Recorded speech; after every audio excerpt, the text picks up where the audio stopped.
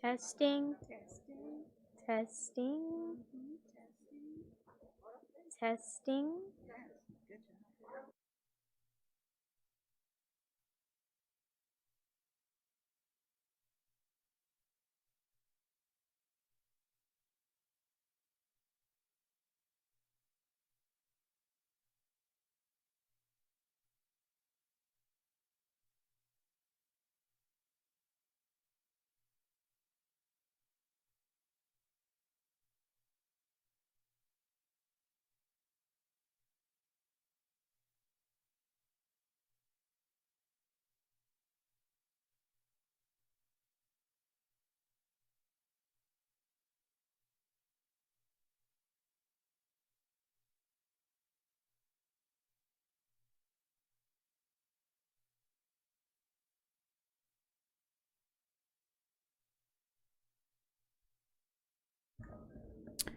All right, good evening, everybody. We're going to go ahead and get started. Welcome, everyone. So good to see all of you. We're going to go ahead and call the meeting to order. 1.2 Presentation of Colors. Presentation of Colors is by the San Bernardino City Unified School District Police Honor Guard under the leadership of Sergeant Alberto Sandoval.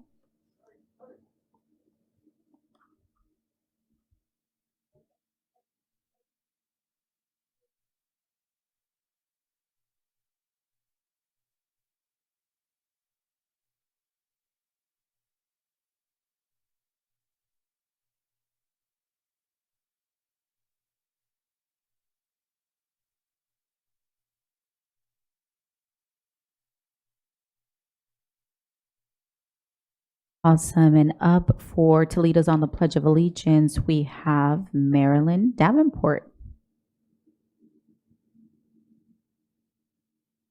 Place your right hand over your heart. Face the flag.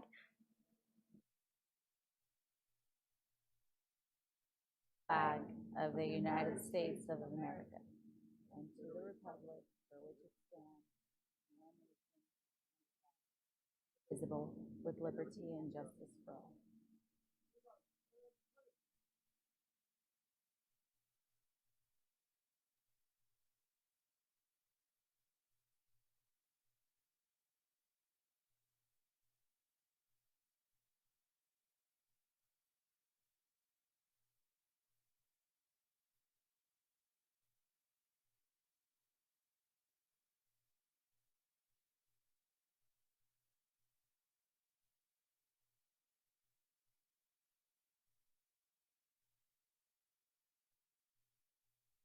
You may be seated. Awesome. Thank you. Thank you so much, Marilyn, and thank you to our amazing honor guard. 1.4 Approval of the agenda. Second. Moved by Dr. Wyatt, second by Ms. Medina. Vote, please. And I will start on my left. Mr. Hurtado. Aye. Mr. Delgado. Aye. Ms. Akinyemi. Aye. Mr. Santos. Aye. Dr. Wyatt. Aye. Ms. Aviles Grande. Myself, aye. Mr. Tillman's not here. Ms. Rosales Medina. Mrs. Alexander. I saw your eye. I didn't hear it, but I saw you. Okay, motion carries. 2.0 Public comments. 2.1 Receive public comments. This is the only time the public will have an opportunity to address the board on items not on the agenda and within their subject matter jurisdiction, such as district policies, procedures, programs, services, or fiscal matters. The board must operate under the Brown Act open meeting regulations, which prevents boards from commenting on items not on the agenda. To ensure transparency and public participation in government decision-making. The reason is simple. The board wants to make sure that anyone who has an opinion on an item knows via our posted agenda when we will be discussing it as a board. During public comments, the board can ask clarifying questions, but cannot discuss, answer questions, or ask questions on a topic that is not agendized. We're certainly happy that you're here to let us know your concerns. Please know that we're listening and your input is valued. If a follow-up is required on your comment, a staff member will reach out to you. Please make sure your email or phone number is provided on your comment if you do wish to be contacted. Please my apologies. Public comments are limited to 5 minutes per person. 6 or more people who wish to speak on a topic will be provided no more than 30 minutes total. Speakers are cautioned that under California law, no person is immune from liability for making intentionally false or defamatory comments regarding any person, simply because these comments are made at a public meeting. And we're going to go ahead and get started with Mr. Peter Gonzalez.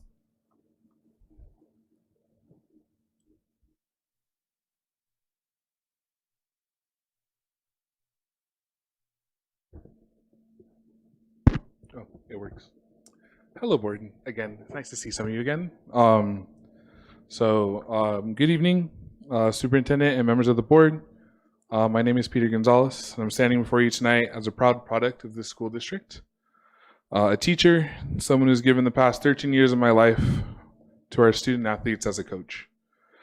Over more than a decade in the pool, I haven't just coached games. I've helped build the culture of academic and personal excellence in the classroom. My commitment to students' achievements speak for itself. Over 70% of my students have achieved a 3 or a 4 on the mathematics test for the state, which consistently meeting and exceeding standards. Under my mentorship, we have nurtured student athletes who have gone on to achieve incredible things, including representing our community in world-class institutions such as Harvard, USC, UCI, UC Davis, and many more. I have poured my heart into ensuring our kids' success, both in the pool and in life. Recently, during my journey, I have become a classroom educator. I faced a difficult crossroad regarding my probation teaching path. Rather than allowing a non-re-election to cloud my record, I chose a professional route. I resigned. I did so in the assumption that I was the cleanest way to step back and focus on finishing up my schooling and credentialing, and eventually return to serve this community in the classroom.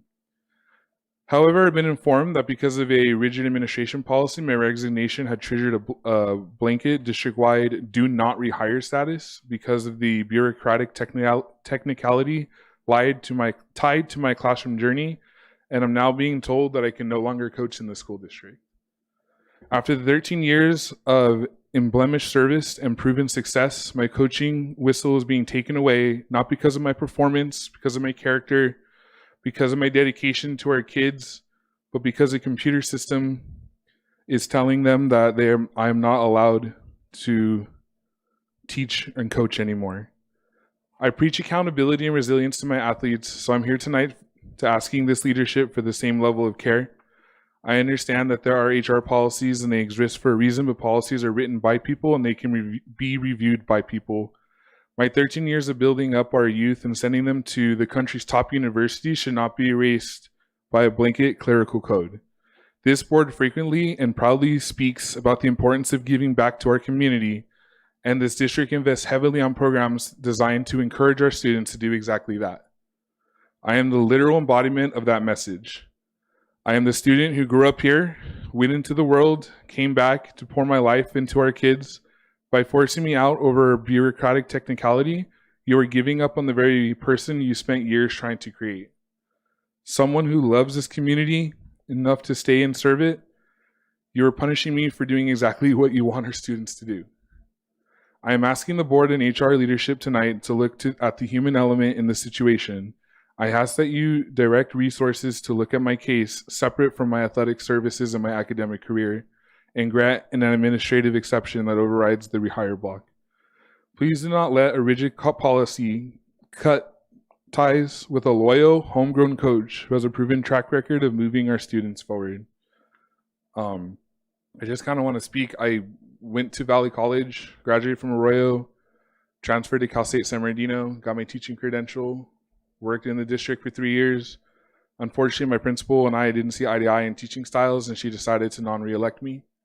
I understand that that's something that can't be overlooked. However, I really am a big part of the community, and I hope that that doesn't reflect on me and how I want to continue to coach these kids.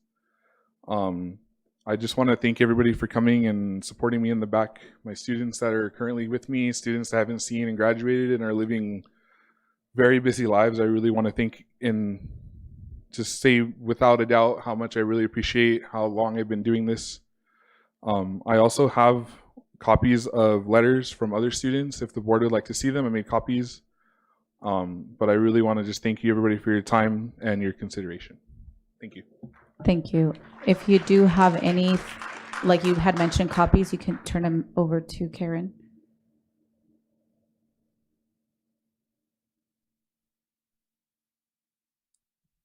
Thank you.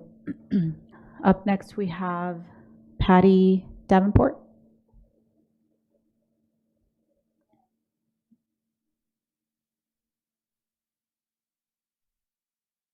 Sorry. Marilyn Davenport. Oh, and I apologize. And Marilyn Davenport. Welcome. First and foremost, I wasn't going to address him, but he is an awesome teacher. I was in his classroom 3 years at Richardson, and he's right. He's a very good teacher. But that's not the reason I'm here today. This is my granddaughter. My granddaughter recently got an award. Let me put on my glasses so I can see what I wrote.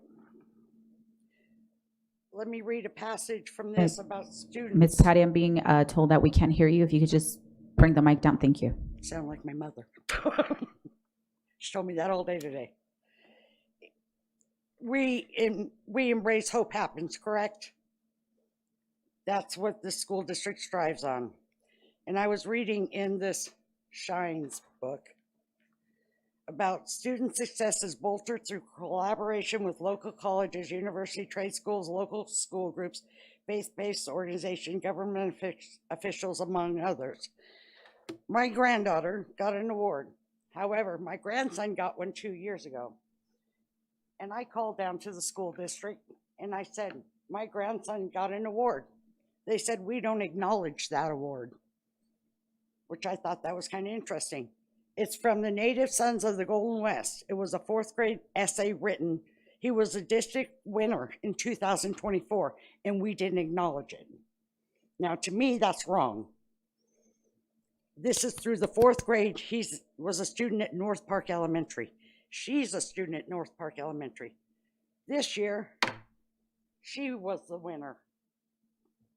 So when I called down to communications today to say, can the board acknowledge her? They said, we don't acknowledge for that. So why would the board not acknowledge an award when the school teachers of this district take all these papers, send them off to this organization?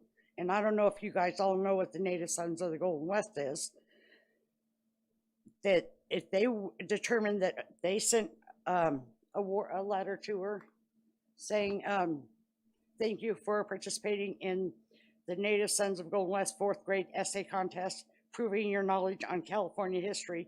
We appreciate you went the extra mile to write the essay. Congratulations on your essay about California missions. She won for the school. They said she won for the district. They sent her $100 and gave her a plaque for participation. So my only question is, isn't that the school board's job to recognize students when they have achievements? I can tell you, since I was here the last time, the North Park principal did show up for the awards when she just got her outstanding achievement for overall academics, a 189% increase from the year before. She's an 11th grade reader and she just turned 10. She has an 11th grade reading level. I think she loves to read, she loves to write, and I think it should be acknowledged by this board. I request that you look at the plaques and maybe you should award my grandson one because he earned it too. And that's what the school board's about, is acknowledging success. They're making hope happen. They deserve some recognition.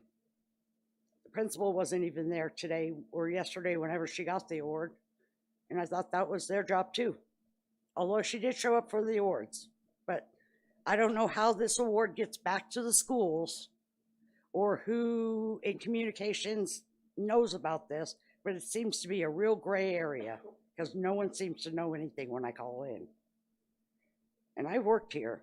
I know how easy it is to things to slip, but they deserve some recognition. So that's what I came to say. Marilyn, would you like to add something? So I think that you should recognize the students more because they put effort into this and they believe that their work is good. So I think they deserve recognition, and that's all I have to say. Well, first of all, I want to say congratulations. Sounds like you did a great essay. So I want to personally congratulate you. Thank you for coming and sharing. And, we'll definitely, I hear you. Ms. Rosales Medina, I believe there's a comment question. Yes, no, definitely congratulations on your effort. I can see you're a little nervous, but you, just by the fact that you won the award, just want to say congratulations to all your effort. And that's awesome that you're reading at 11th grade level. Ms. Aviles Grande. I also want to congratulate you very, very much. And thank you. Thank you for coming today. We really, really appreciate it. I can feel thank yous all around me. And you must know that. We appreciate you and we see you and we hear you and we love you. Thank you, Mom, too, Grandma. Thank you. Mr. Tillman. But I want to congratulate you also on your award. You're a good writer. You're also a good speaker. I really felt what you said tonight, and you made a difference. Thank you very much. Thank you.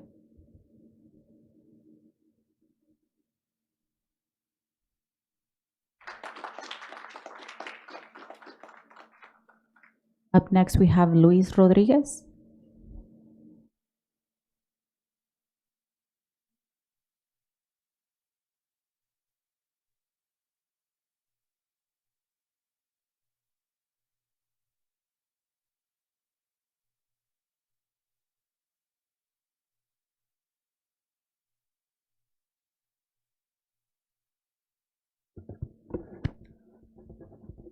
Hello, members of the board. I would like to speak about the predicament that our coach, Peter Gonzalez, has found himself in. Sorry. I'm here today speaking on this issue because I am indebted to this man. Not any type of monetary, financial, or materialistic debt, a kind of debt that I don't even know where to begin to repay, but hopefully this is a start. You see, when I decided to join the Arroyo Valley Aquatics program, I was a bit of a troubled kid, didn't really have a good support system at home, was kind of lost, didn't really have any sense of direction, didn't have any discipline. In a way, I was forced into the program by my mom, and I guess she was just hoping there would be someone there to take care of me, and boy, did she get lucky because we got the man right here. My coach was not only taught me how to swim, much like just like a lot of other kids that join our program, our first day knowing how to swim is our first or second or third day at the pool deck. And so this man is taking on a big responsibility, or not even a big responsibility, just he's going above and beyond because, we don't really have the greatest talent around. But what he is able to do with what we can give him, it is amazing. It is next level. Why he decides to continue coaching here, I don't know, but I'm sorry, that's not what I want to say. What I'm trying to say is he could do much better. He is an amazing coach. If he would be given a little bit more talent, perhaps. But he cares about the community. He's here for us. He wants to continue to be here for us. And so it doesn't make any sense to me why we're letting a technicality or bureaucracy get in the way of a great coach helping out the community.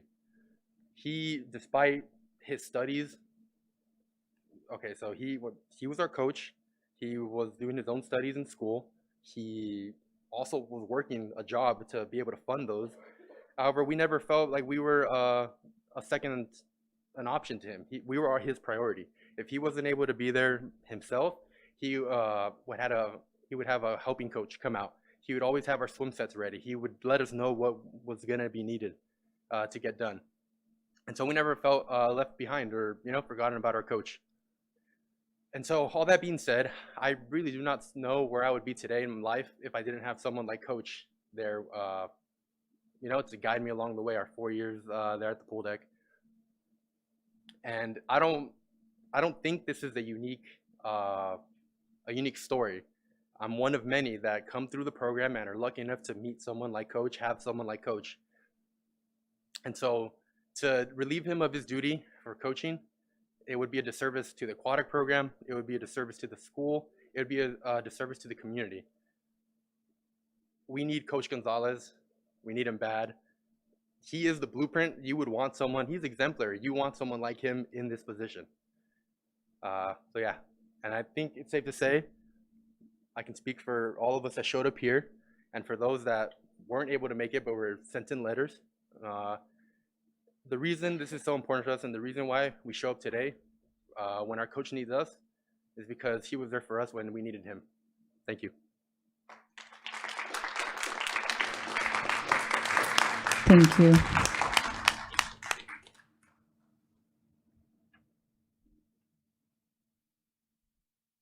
Ms. Negrete?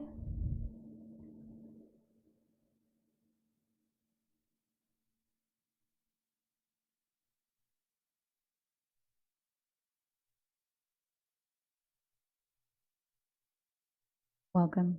Thank you, board. I'm here for the same reason that they're here. I had the pleasure to meet Coach Gonzalez approximately 10 years ago. I've had two of my own children who were his team players, and he has become more than just a coach to us and our family because of that dedication. The dedication that this young man shared with you is the same experience that my children have shared. I don't know how many of you have heard, you're all professionals, within the school district at one level or another. There's a such thing called the 9th grade shock. And it has to do with that transition from middle school to high school. And so I know that for my son, when he came in, he didn't know anyone. And thankfully, the program that Coach Gonzalez runs, it's a very welcoming program to where it wasn't just his safe space. It was that place where he met a friend, not just on our coach, but the rest of the team. So it was a moment where high school was no longer this place where am I going? I'm lost. I have no friends. It was, we have a team and we have someone who cares, because in him, they found a coach, they found a tutor, they found a counselor, a friend. And to this day, he remains in touch with all of us.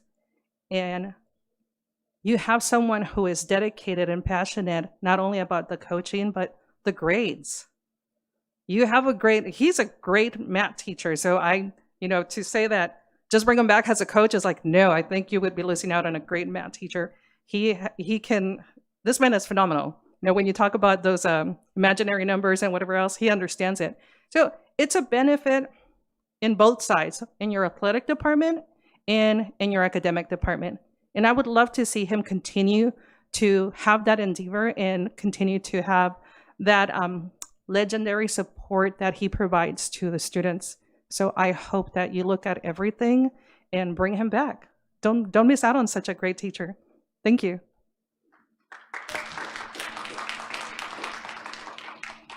Thank you. Up next, we have Eliana Negrete.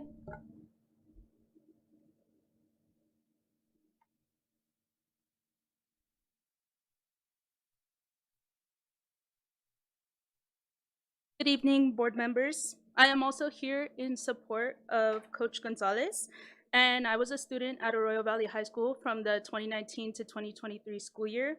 I was a student athlete. I spent 4 years on the swim team under Coach Gonzalez's guidance. Coach Gonzalez has always been a significant part of my life. He was the coach for my older brother in high school, and he participated in water polo and swim. He introduced me to the love of swim and also to the encouragement that Coach Gonzalez provides for his athletes. Being able to swim for Coach Gonzalez not only made me a better athlete, but it also made me a better student and person. In my senior year of high school, I was in calculus, and like many others, I was struggling. Although I was in my volleyball season, Coach Gonzalez was more than willing to help me with my struggles. He took the time to look at the math and explain how to understand it. He did this all while he was at his water polo practice. His team was warming up, and he provided me the information to help understand it, and he allowed me to stay during his practice and told me that if I had any questions, to reach out to him. When any student was struggling in math and brought it up in the athletic training room, they were always advised to reach out to Coach Gonzalez. Even if he didn't know them, he would help them in any way that he could. That's the kind of person that Coach Gonzalez is. He is more than willing to help a student who needs it. During swim season, he would always offer to help to us athletes. And he made it clear that having good grades should be our priority, not just being athletes and doing well at meets. Coach Gonzalez also allowed me and another girl to participate and practice the same sets as the boys team. And I think his understanding of my want to be better as an athlete is what allowed me to do that, which really pushed us to be our best on the team and as athletes. He made sure that we had goals for the team and worked with us on how to improve as individuals. The way he planned practices and taught us a great discipline and turned many students into great leaders, and they went on to do great things. He taught us real-world responsibility by making us take accountability for missing practices, and he also made sure that we knew it was a commitment as a student athlete, and we needed to be able to balance these things. Coach Peter Gonzalez has been an asset to the school district, academically, and in the competitive sports that your schools are involved in and represented by. It is important to allow him to continue his work for the school district so that more students can thrive the way that Coach has always pushed us. Thank you.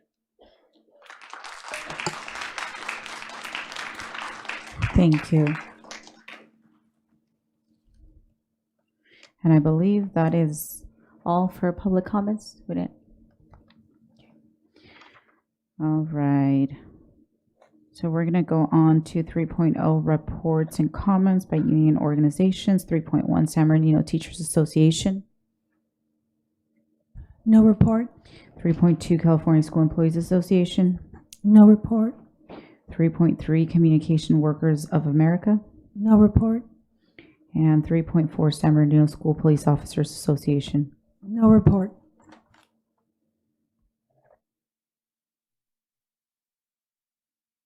Okay, and I do apologize. I'm going to take a 2-minute break.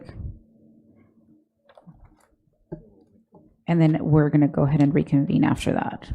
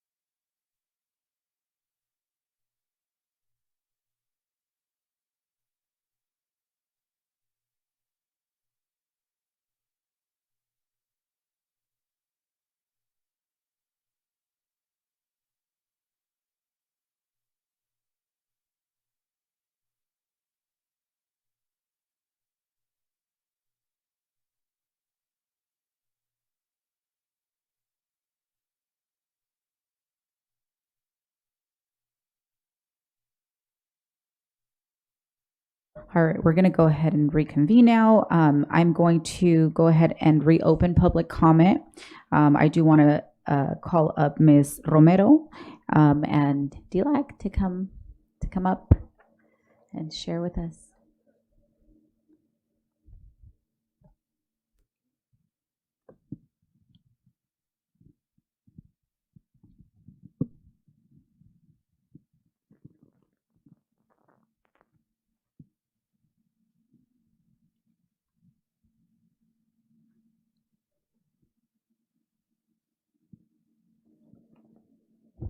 Good evening, Board President Ceballos, Vice President Grande, Superintendent Arellano, esteemed board and cabinet. My name is Tex Acosta. I'm the Director of Secondary Multilingual Department here in San Bernardino and also the high school cluster lead. One of the responsibilities under my job is to work with the DLAC committee here in the district in service of our English learner students and the community as a whole. This is our second year into a third-year term with these ladies. It is a really fun experience for me to work with them and set all these things in motion that you're going to hear about today. So to this end, I want to introduce them so they can talk to you about what they've been doing this last year and what their plans are for the next year. So I want to introduce, first of all, our president, Miss Elizabeth Romero. If you give her a hand. I don't know if we're supposed to do that or not, but okay. I'll just read the names. Vice President Maria R. Garcia. Secretary Consuelo Rubio, our parliamentarian Marisela Nunez, and our wonderful advisor, Mrs. Romy Gamino. So I really want to limit my time and give it to them so they can tell you about the wonderful things they're doing. I hope you enjoy it.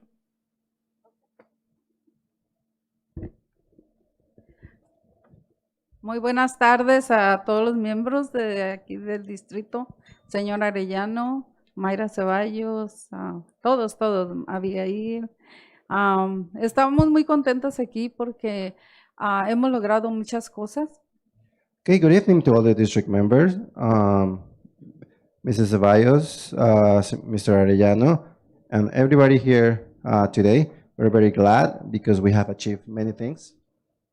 Sí, pues nada más ahorita vamos a leerles los logros de DLAC, lo que hicimos 2025, 2026, y le voy a pasar el micrófono a Romy. Ella les va a explicar. Podemos estar hablando todas, pero vamos por pasos. Entonces, nada más ojalá y puedan entender que hemos sido un grupo muy unido y hemos tratado de ser lo mejor aquí en el distrito.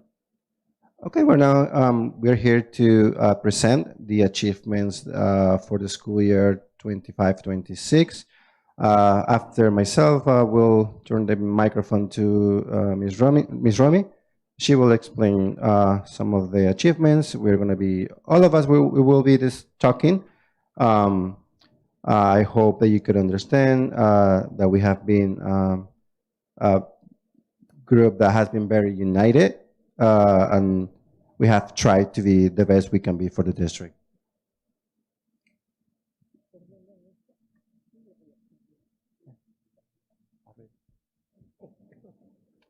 Hola, buenas tardes a todos. Mi nombre es Romy Gamino.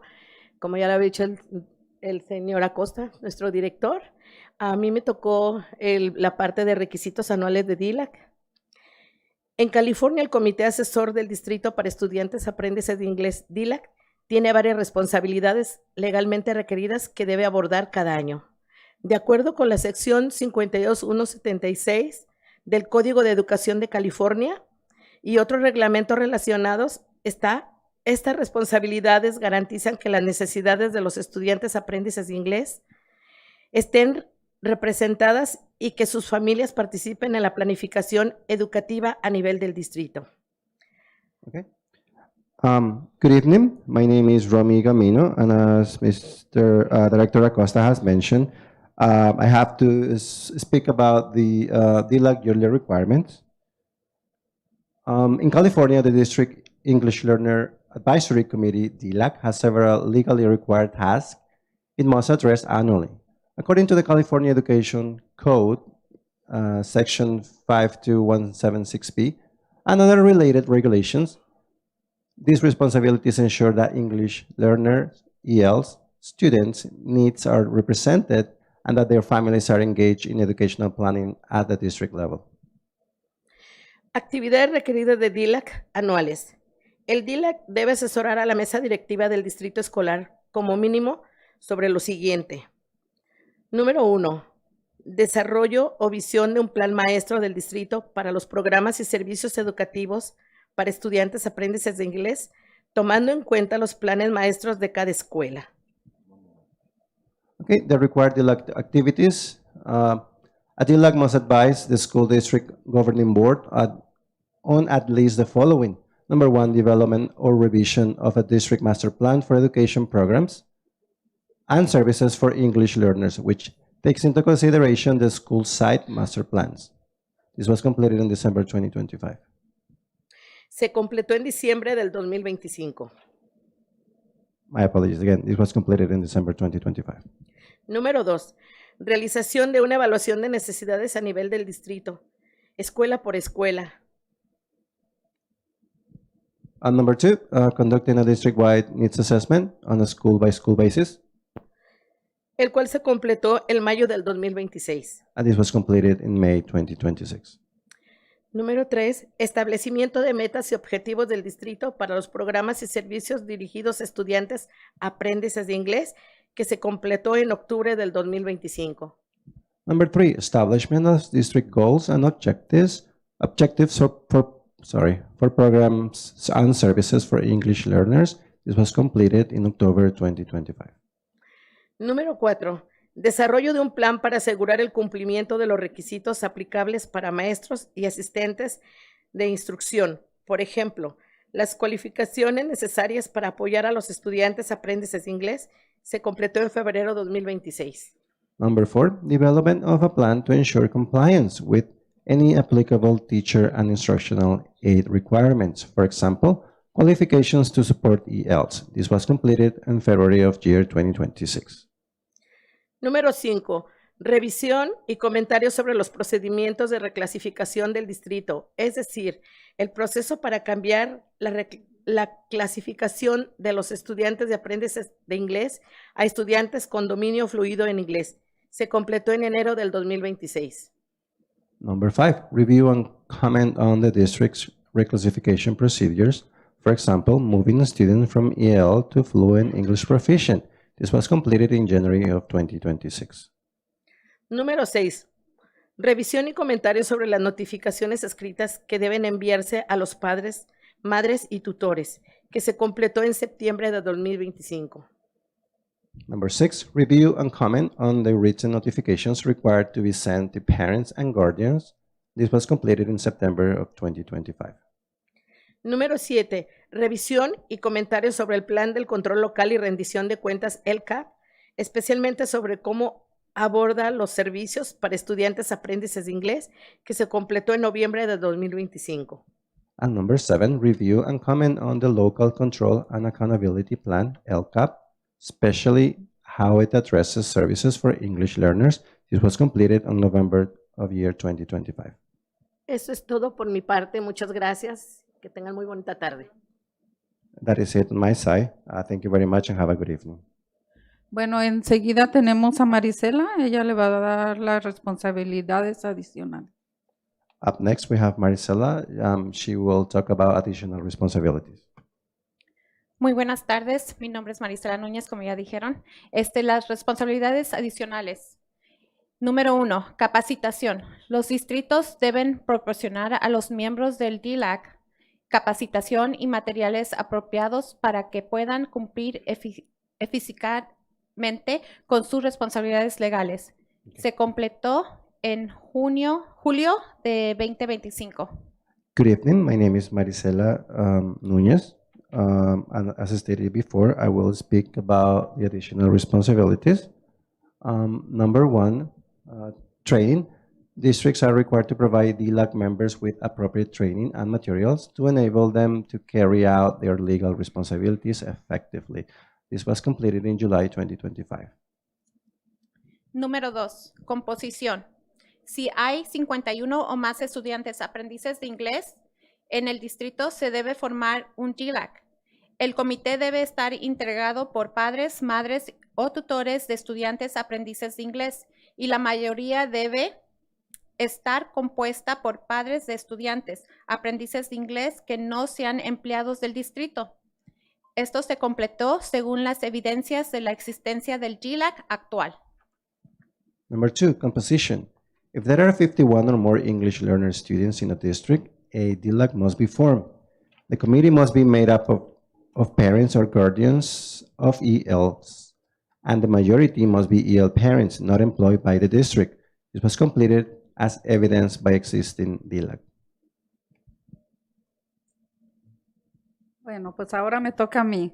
La labor del DILAC durante el 2025-2026. Okay, now it's my turn. I'm going to speak about the DLAC work for year 2025-2026. Las voces de los representantes escolares de ILAC se continuaron realizando reuniones con los representantes escolares de los ILACs para mantener una comunicación y un diálogo bidireccional más abierto. Eso durante el año hicimos 4 reuniones y ellos nos hablaban sus inquietudes y pues tuvimos mucha comunicación. Sabemos que el sistema pues nada es perfecto, pero sus opiniones han valido y hemos tratado de que vean diferencia en eso. Okay, the voices of ELAC site representative. Continued having meetings with ELAC site representative in order to have a more open two-way communication and dialogue. So we had 4 meetings where we gathered with the representatives to talk about their concerns. And we have a lot of two-way communication. We know that the system, well, it's not perfect, but they provided their feedback, and it was worth it. We have tried for you to see the difference. We have a lot of love for our representatives. Se modeló el cumplimiento de los estatutos. Se utilizó un proceso abierto, transparente e inclusivo para seguir los estatutos establecidos. Number 2, model the following of bylaws. Use an open, transparent, inclusive process to follow the established bylaws. Número 3, información solicitada por los padres. Presentaciones para los padres del distrito de San Bernardino sobre, letra A, concientización sobre la trata de personas. Letra B, reclasificaciones de educación especial. Letra C, estrategias de la disciplina positiva. Letra D, procedimientos del campamento de futuros líderes. Letra E, el proceso de escuelas por sorteo. Letra F, servicio de salud mental para las familias. Y letra G, concientización sobre la seguridad escolar. Okay, number 3, parent requested information. Presentations to SBCUSD parents on the following. A, human trafficking awareness. B, special education reclassifications. C, positive discipline strategies. D, IE future leaders camp procedures. E, lottery schools process. F, mental health services for families. And G, school safety awareness. Número 4, asistencia a conferencias. Se envió a numerosos representantes de ILAC y padres a capacitaciones para padres relacionadas con los estudiantes, aprendices de inglés, incluyendo CABE en San Francisco, CABE regional en Riverside y La Cosecha. Okay, number 4, attendance to conferences. Representatives of ELAC representatives were sent and parents to trainings to CABE in San Francisco, CABE regional in Riverside, and La Cosecha for parent trainings related to English learners. Número 5, sistema de difusión de información al público. Notificación de reuniones en la página web del departamento. Parent Square, por las escuelas y por el distrito. Llamadas de recordatorios. Publicación de las minutas de todas las reuniones anteriores. Grabación de todas las reuniones del DILAC y publicación en el sitio web. Okay. Number 5, systematize information sharing with the public. Among those are department webpage meeting notification, parent square at a site level and a district level, reminder calls, posted minutes of all past meetings, and recording of all DLAC meetings as posted on the website. También me faltó decir el live, Facebook Live, también lo estamos poniendo. Y hemos tenido mucho éxito porque los padres es lo que necesitan, tener más, ver dónde pueden aprender, y hay veces de que lo ponen para Square, pero no lo pueden abrir a veces, muchos no son tecnológicos, entonces ven más Facebook y eso ha tenido mucho éxito. One thing I forgot to mention was that we are also on Facebook Live. We're also having a lot of success because what parents need is to, find this information and they can learn. Sometimes things are published or posted on Parent Square, but they cannot open it. Not all of them are tech savvy, so publishing on Facebook has been a success. Y número 6, presencia en redes sociales. Se crearon cuentas en redes sociales para promover el DLAC en Instagram y Facebook. Y lo hicimos porque hay muchos padres que trabajan pensando los que están trabajando y ellos pueden tomar el tiempo al momento que puedan y aprender también. Okay, number 6, social media presence. Social media accounts were created to promote DLAC, especially in Instagram and Facebook. And we did this because of a lot of working parents that will take their own time to watch these announcements and events. Número 7, se introdujeron celebraciones culturales antes de las reuniones. Cantantes trilingües de Belvedere, vietnamita, grupo de danza filipina, bailarines de ballet folclórico y también estuvo una cantante que fue de aquí del distrito, se llama Dulce Najar, nada más que aquí no lo pusieron, pero sí, ella también fue una de las que vino aquí a presentar y muy orgullosa de ser de aquí de San Bernardino. Okay, number 7, cultural celebrations prior to meetings were introduced. Among those are Belvedere trilingual singers in Vietnamese, Filipino dance groups, ballet folklorico dancers, and also a district singer. That she was very proud, to perform and proud to be here from San Bernardino. Número 8, se continuaron brindando servicios de traducción a vietnamita en todas las reuniones. Number 8, Vietnamese translation services continued to be performed at all meetings.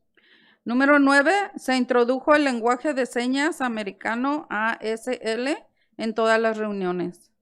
Number 9, American Sign Language, ASL, was introduced at all meetings as well. Y ahí quiero tomar un poquito de tiempo que varios de los padres nos hablaron y una mamá estaba hasta llorando porque dijeron, gracias por sacar a esos niños de la oscuridad, porque no había nada, ni siquiera para nosotros poder aprender. And here I want to elaborate a little bit more. There was a parent that came to us. She was weeping, and she wanted to thank us for throwing some light for them because this is the way that they can learn. Número 10, apoyo de DLAC en las escuelas para fortalecer los ILACs. Los principales a veces nos llamaban a poder ayudarlas. El equipo estuvimos trabajando repartiendo volantes y estas son las escuelas en las que fuimos. Bradley, Chandy Hills, Curtis, Del Vallejo, Bing One, Vermont, Golden Valley, Pacific High School, Little Creek, San Bernardino High School. Y pues en verdad estoy muy orgullosa de todo el equipo porque todas han estado trabajando muy duro, todas. Okay, number 10, DLAC support at schools to build ELACs. Give me one second, sorry. So this was as a request of school principals. We were working, passing out flyers at these schools by request of the principals again.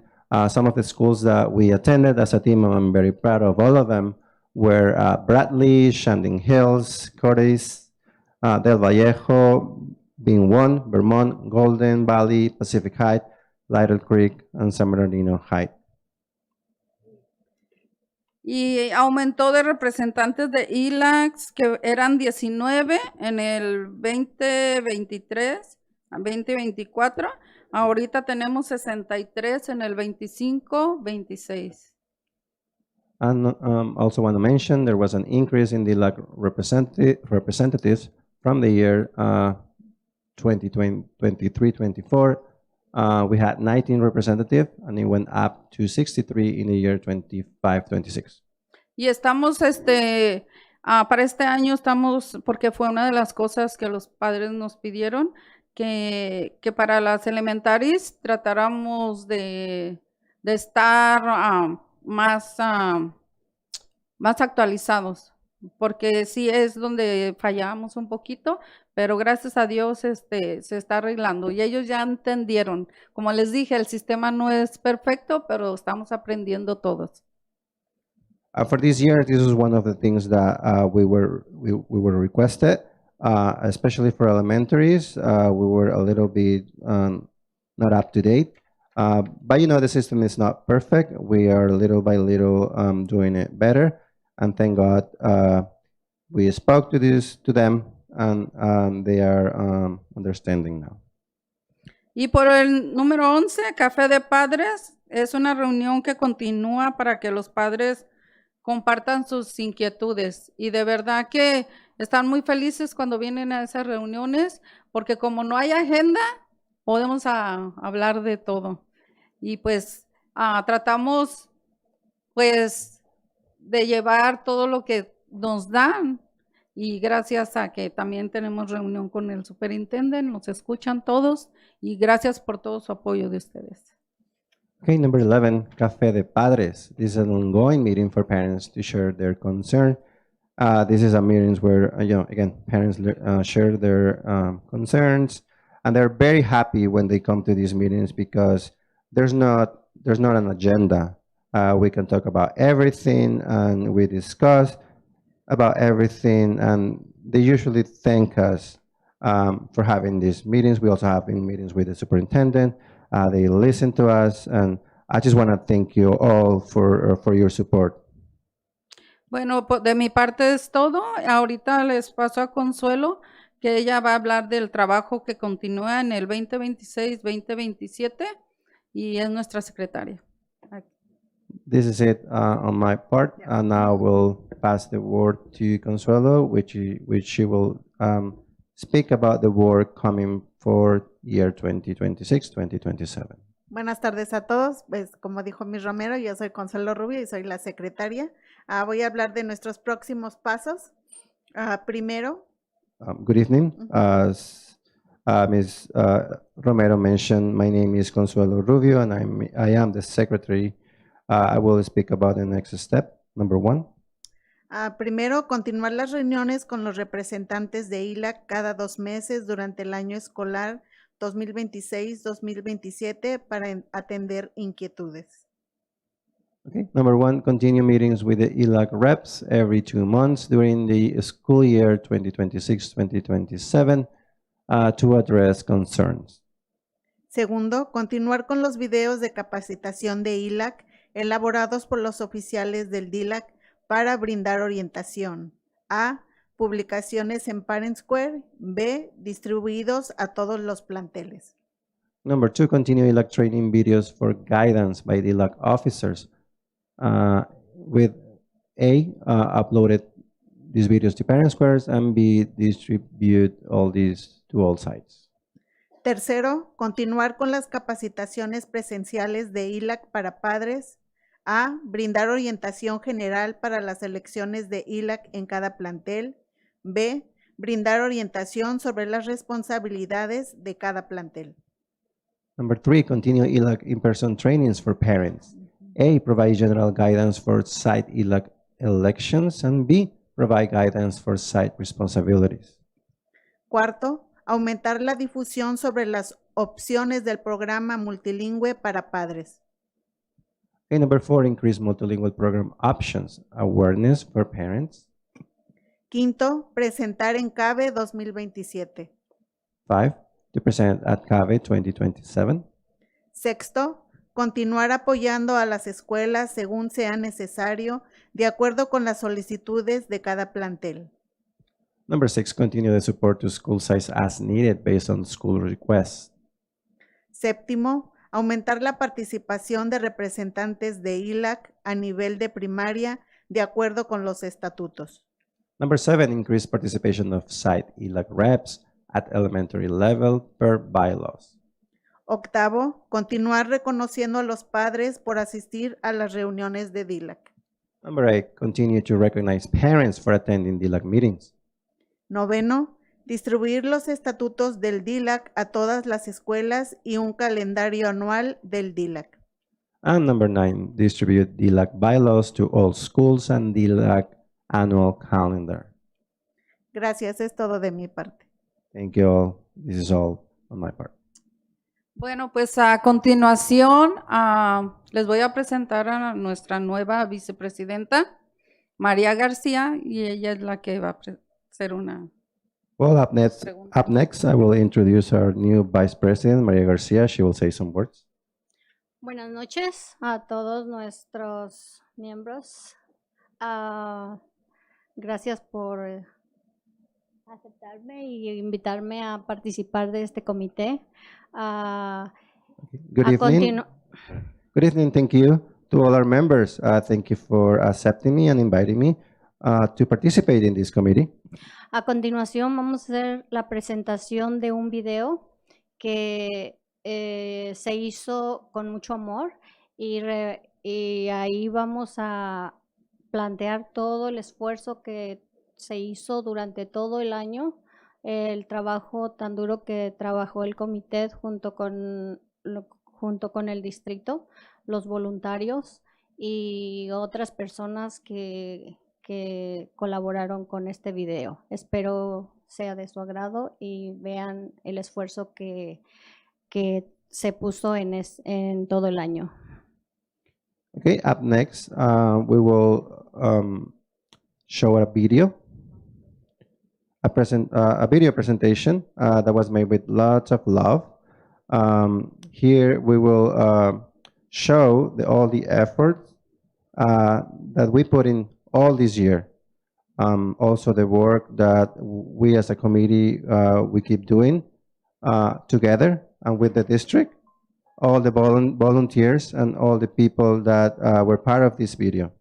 We hope this video is of your like, and hope you can see all the effort that we put in. Thank you.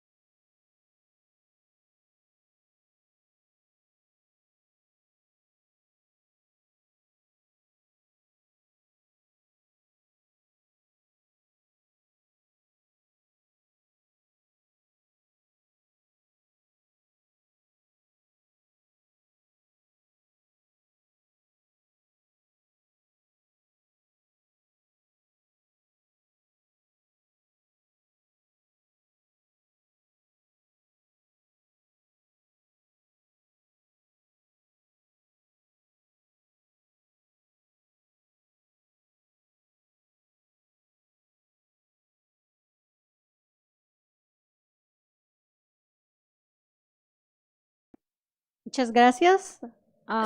Preguntas con el señor Acosta.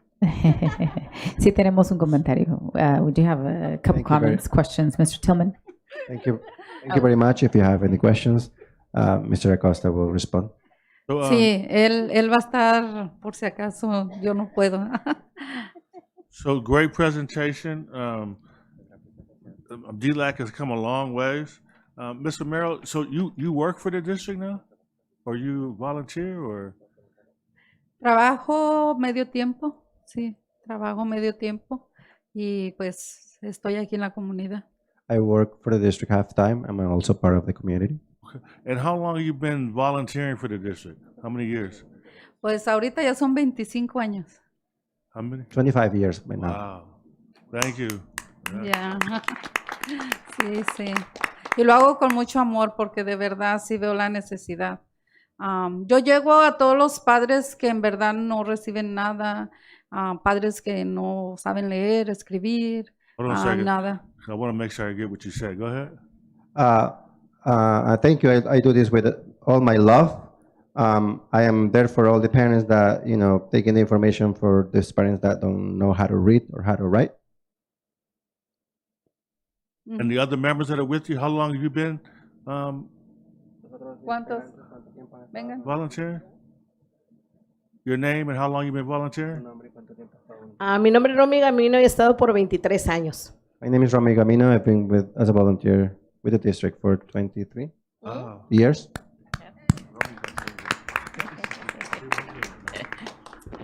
Actually, I met Miss Romero at Bradley as a mom, and I was a mom.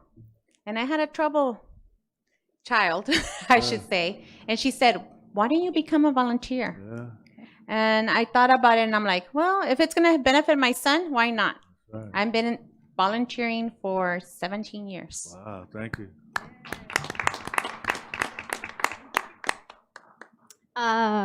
Yo he sido voluntaria por 21 años. María García.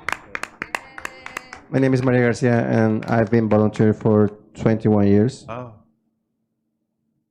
Bueno, yo llevo muy poquitos años. Desde que la niña entró al kinder, voy para 6 años involucrada, conociendo y aprendiendo y pues con las ganas de continuar sirviendo, ¿verdad? Porque me recuerdo mi esposo me dijo, ¿tienes el amor de servir? Sí lo tengo. Por eso estoy aquí. Gracias. Okay. My name is Consuelo Rubio. I don't have that many years as the others. I've been involved for only 6 years, but I'm still learning and with a lot of, I'm very eager to continue serving. I remember some words of my husband, and she told me that she asked me if I have a love to serve, and I do have it, so I want to thank you all. Yeah, and I want to thank you all for the work that you do. It's just amazing. I can remember when a lot of you were brand new and nervous. You're so powerful now. You understand the district, and you can really take advantage of all the resources and then convey that to our DLAC parents, which helps their students. So I can't thank you enough. In terms of, from the perspective of DLAC, if you could ask the board just for one thing, what would it be?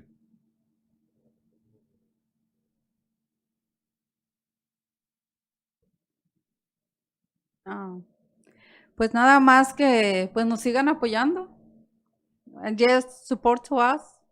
It's the only thing I ask because sometimes it's hard for us too because we have a family, we have jobs. So just support us and that's it.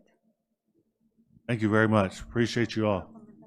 But if you think of anything specific, come back. That question still stands. Ms. Rosales Medina. Oh, Sorry, ¿puedo contestar algo al respecto? claro. May I add something? Yo como padre, con estudiantes en el distrito, lo que deseamos es ser escuchados. Primeramente en nuestras escuelas, que los de oficina nos den la bienvenida para que nosotros podamos acercarnos, podamos ser voluntarios, podamos hablar por nuestros estudiantes, porque en verdad ahí es donde es el primer paso. Y si nos sentimos rechazados muchas veces, otros no son necios, ¿verdad? Como uno, pero otros se alejan. Y otros que somos necios, continuamos y queremos pasar información. Así que solo con que nos escuchen y atiendan nuestras necesidades como padres, creo que sería un gran avance. Gracias. I want to add something as a parent of this, with the students in this district, what we wish is to be heard. First, to be heard in our schools, that the people at the office, that they make us feel welcome, so that we can come closer to the schools, so we can become volunteers, that they let us that they let us talk to our students. That's the first step. And if we feel left apart or pushed away, most of the times we are stubborn, but there are people that are not. Some people, when they're pushed away, they stay away. But as we are stubborn, we will continue, and we want to provide the information. We want to share the information. So the only thing that we ask is to be listened, for our needs to be heard. And as a parent, that will be greatly appreciated. And I want to thank you for that. And I want to ask the superintendent, maybe we can do we used to have a secret shopper, but I think we should do something where for our front offices, they get awards for being the most customer service and most welcoming front office at the school site. It should be a competition, because I've heard that concern from a lot of parents, that it could just be one person in the office who's not nice to you, not welcoming, or has a bad attitude, and it does make you not want to come in. So I'm glad you made that comment. And Superintendent, maybe we can work on something where we make it a competition, and then we make sure we go out and find out how our front offices are working towards welcoming the people that come in through those front doors. Thank you very much, ladies. No, and it's true. Like Consuelo say, the parents, they are so sensitive. If they, they see like faces or something like that, they don't come back, or they feel they don't. The principals or the staff, they don't hear them. They feel like, it's my time is ¿cómo se dice el tiempo perdido? A waste of time. Oh, it's a waste of my time, and that's why I agree with Ms. Consuelo, because we need to work together. But I don't know. One of the things I remember right now, they have a lot of volunteers, but no all the parents can be inside. So yes, I want to see if you can do something, because it's great parents, they want only work, and that's it. With the parents, with the students, with the principals, and it's very, very, very frustrated when nobody hears you, especially the parents. They don't know who's the people they are going to talk. I finished my English. Thank you. Ms. Medina? I'm going to probably have you translate for me as well, interpret. Pues muchas gracias por venir. La verdad, yo las conozco desde antes de que yo llegara en esta posición de las escuelas de Middle College High School, de Henry, de diferentes escuelas, con la señora Elizabeth Romero, María y Romy, que las conozco desde antes. Inclusive yo fui y felicidades María, porque yo también fui en ese tiempo la vicepresidenta de DILAC en su momento, ¿no? Yo sé que el tipo de trabajo que tienen que hacer ustedes y lo que han logrado, la verdad, desde antes, lo que han logrado ahorita también tiene que ver con el liderazgo de ustedes. Soy Elizabeth, también a todas ustedes, a Marisela, a Consuelo también, que ustedes se involucraron. Todo esto, este logro ha sido porque ustedes han puesto los padres al primero y los estudiantes al primero. Sí. Pues muchas gracias. Sí, pues para nosotros es básicamente a los estudiantes y y por ellos estamos y estamos felices cuando vemos que se reclasifican o que tienen el sello del bilingüismo. Para mí, cuando aumentan esos números, digo, Señor, gracias por todo este trabajo. Venimos aquí a nada más a seguir ayudando y aquí estamos. Mientras Dios lo permita. So thank you for that. Also, I thank God when I hear a lot of people become more bilingual. I appreciate that. We're here for them. We really appreciate them. We're here just to work. Dr. Wyatt, did you get a chance to capture what she said? It's okay. I was just saying that I've known many of them from even before I was a board member at Middle College High School, at Henry Elementary School, at DLAC. At one point, I was DLAC vice president as well. So I wanted to say congratulations to Maria. And the thing is that the work that they're doing now, it's grown because of their leadership and making sure that families are being heard, and students are also being heard, and the type of outreach that they're doing, it's just amazing. So I wanted to congratulate them. Thank you. Dr. Wyatt? Thank you, Madam President. And Madam President's going to score me. I'm going to work on a little bit of my Spanish here, but gracias por su presentación y por todo el trabajo que realiza para nuestros estudiantes y nuestra comunidad. Oh, muchas gracias. Thank you for your presentation, for all the work that you're doing, for all the students in our community. Sí. Awesome. Ms., can I come back to you? No, please. Yeah. Ms. Aviles Grande. Yo quiero mirar más parentes en la cosecha. Y quiero oír de qué tipo de clases quieren ver. A mí yo oigo que necesitan clases a cómo entrar a una escuela como si era de ellos, porque sí son. Y necesitan tener they need to have courage to go in there and say, this is my right, treat me nice. And why are you looking at me like that? That's right. Yeah. So I would like to see more parents at La Cosecha. I think, how many did you have this last year, parents? Only the board. Okay, so I would like to see more parents, maybe the ones that had the worst experiences with their school district, because they need to feel a sense of belonging, right? Yeah. That's life-changing. I can still remember going to a conference when I was a new teacher. I couldn't believe more teachers didn't go. I know. You're going to like hopefully this year we can do it. It's life-changing. Yeah, Yes. I know. Good luck to you. Yeah, thank you so much. Thank you. And just very quickly before I turn it over to the superintendent.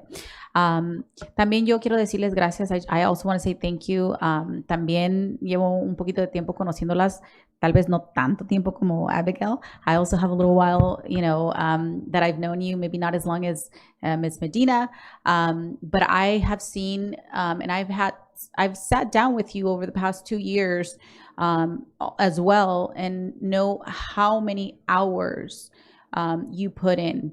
Yo me he sentado con ustedes en los últimos 2 años y he podido ver de primera mano cuántas horas le ponen a lo que hacen. Y, one of the things that I always say, una de las cosas que siempre digo, there aren't many resources in life that are so valuable. No hay tantos recursos en la vida que tienen tanto valor. Y una de ellas es el tiempo. And one of those resources is time.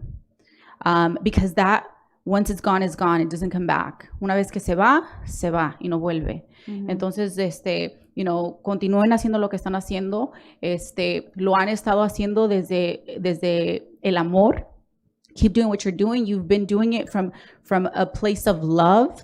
I know that, organizations aren't perfect. Parent groups aren't perfect. Organizaciones no son perfectas, grupos de padres no son perfectos, hay cosas que a veces hay conflictos y está bien, pero nunca olvidemos, sometimes there's conflict, but let's never forget que estamos aquí por un propósito, incluso nosotros. We must not forget that we're here for one purpose, even us up here. Y ese propósito son los estudiantes que servimos y que representamos. And that purpose is the students that we serve and we represent. So thank you so much. Continue to do what you're doing. And again, vengan, continúen haciendo lo que hacen. Si tienen alguna inquietud, escuchamos, somos muy responsivos. Y si hay alguna necesidad, queremos saber cuál es esa necesidad porque queremos hacer algo al respecto. So we're very responsive. If there's a need, we want to make sure that we address that need. And so come back, keep coming back if there's ever, anything specific that you do need support in. And so thank you so much. Yeah. So muchísimas gracias. Gracias. And then Mr. Santos.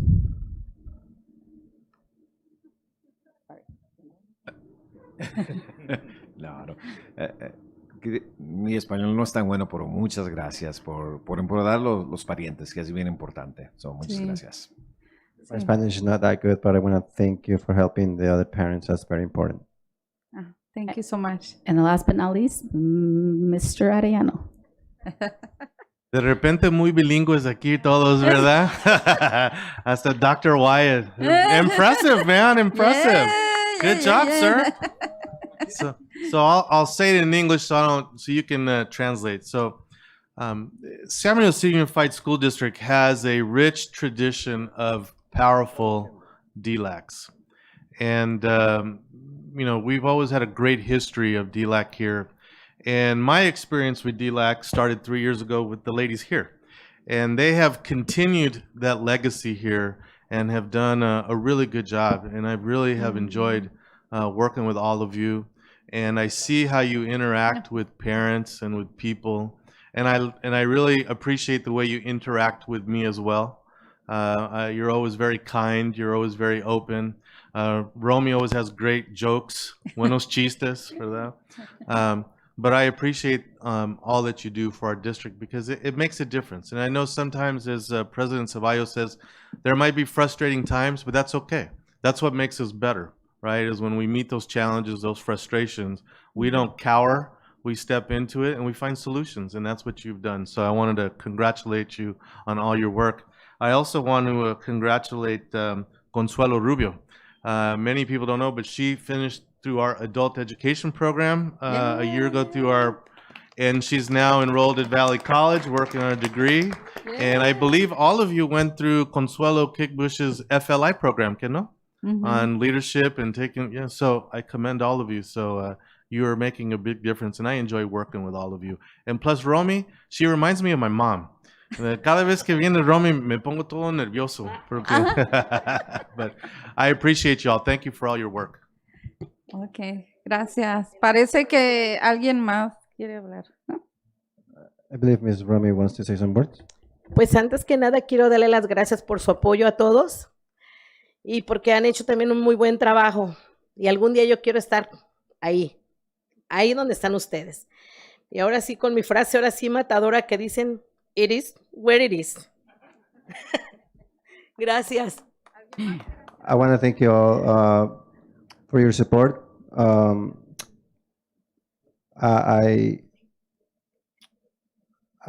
gonna say that one day I want to be, at your seats. I want to finish with a phrase that I always say: "It is what it is." Well, thank you so much again. Thank you for coming out. Pues muchas gracias por el tiempo y pues esto fue una muestra de todo lo que trabajamos. Tengo muchísimo material, pero no cabe en todo el video, no quiero pero cuando gusten tenemos más también con la señorita, la doctora Sandra Rodríguez, me gustó porque estuvimos todos en unión para hacer unas flores. ¿Cómo se llamaba el programa? Alas y Raíces de Joe Baca, pero me gustó porque si vieran ustedes cómo las mamás estaban tan contentas ayudando y dieron de su tiempo bastante y eso es lo que queremos, nada más que tengan confianza en nosotros. Okay, I want to thank you all for your time. This was just, a showcase of all our work. I have a lot of material, but it wouldn't fit on a short video. So I want to mention Dr. Sandra Rodriguez. There was I really like how we both work in unity for a program. Don't quite remember the name. It was Raíces, Alas y Raíces, from Joe Backup. So I really like that it was decided how, I really like how moms were really happy, helping, they provided their time. And that's what we really want.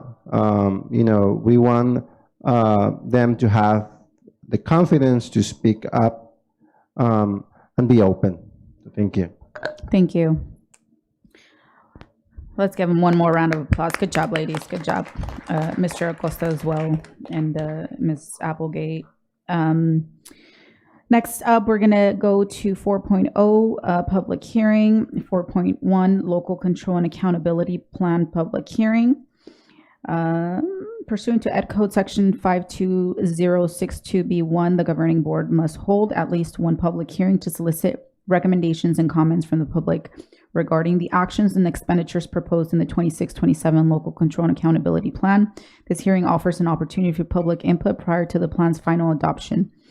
It is appropriate at this time to conduct a public hearing. So now open. Are there any public comments? There are none. All right, so hearing none, this public hearing is now closed.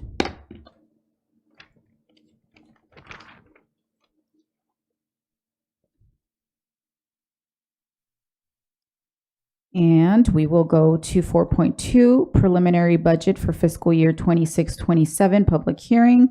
The Board of Education will hear public comments on the fiscal year 26-27 preliminary budget to be considered for adoption on June 16, 2026. So at this time, it is appropriate to conduct a public hearing. So public hearing now open. Are there any comments? There are none. Okay, hearing none, this public hearing is now closed. 4.3, public hearing and resolution approving increase in statutory school fees imposed on residential and commercial industrial construction. The Board of Education will conduct a public hearing to consider its reports entitled School Facility Fee Justification Report for Residential, Commercial, and Industrial Development Projects, and consider adopting a resolution to increase the statutory school fees imposed on new residential and commercial industrial construction pursuant to Ed Code Section 17620 and Government Code Section 65995. It is appropriate at this time to conduct a public hearing. So public hearing open. Are there any public comments? There are none. Okay. And do I have this one has a motion. Move. Second. So it's been moved by Mr. Tillman and second by, was it Dr. Wyatt or Dr. Wyatt? And vote, please. So I'll start with Mr. Hurtado. Aye. Mr. Delgado. Aye. Ms. Akinyemi. Aye. Mr. Santos. Aye. Dr. Wyatt. Ms. Aviles Grande. Myself, aye. Mr. Tillman. Ms. Rosales Medina. Aye. Mrs. Alexander. Aye. Thank you. Motion carried. So be it resolved, the Board of Education approves an increase in statutory school fees imposed on new residential and commercial industrial construction pursuant to Ed Code Section 17620 and Government Code Section 65995. And this public hearing is now closed. 4.4, SELPA Annual Budget Plan and Annual Service Plan 26-27, Special Education Public Hearing and Resolution approving the 26-27 Special Education Annual Service Plan and Budget. Each special education local plan area requires a budget plan and service plan that will be developed and updated annually and shall be adopted at a public hearing. The Community Advisory Committee has discussed and reviewed the document. It is appropriate at this time to conduct a public hearing. Public hearing now open. Are there any public comments? There are none. Okay, and do I have a motion? Move. Second. So it's been moved by Dr. Wyatt, second by Ms. Medina.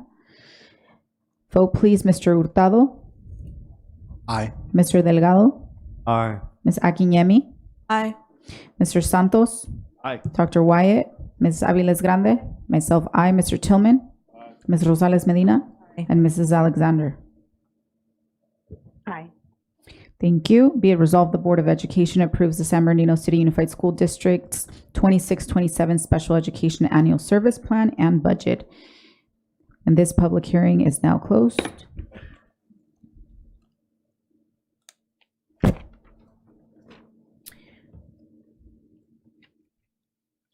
All right, 5.0 closed session, 5.1 closed session public comments. Do we have any? We do not. All right, so we will go ahead and adjourn to closed session at this time. Thanks.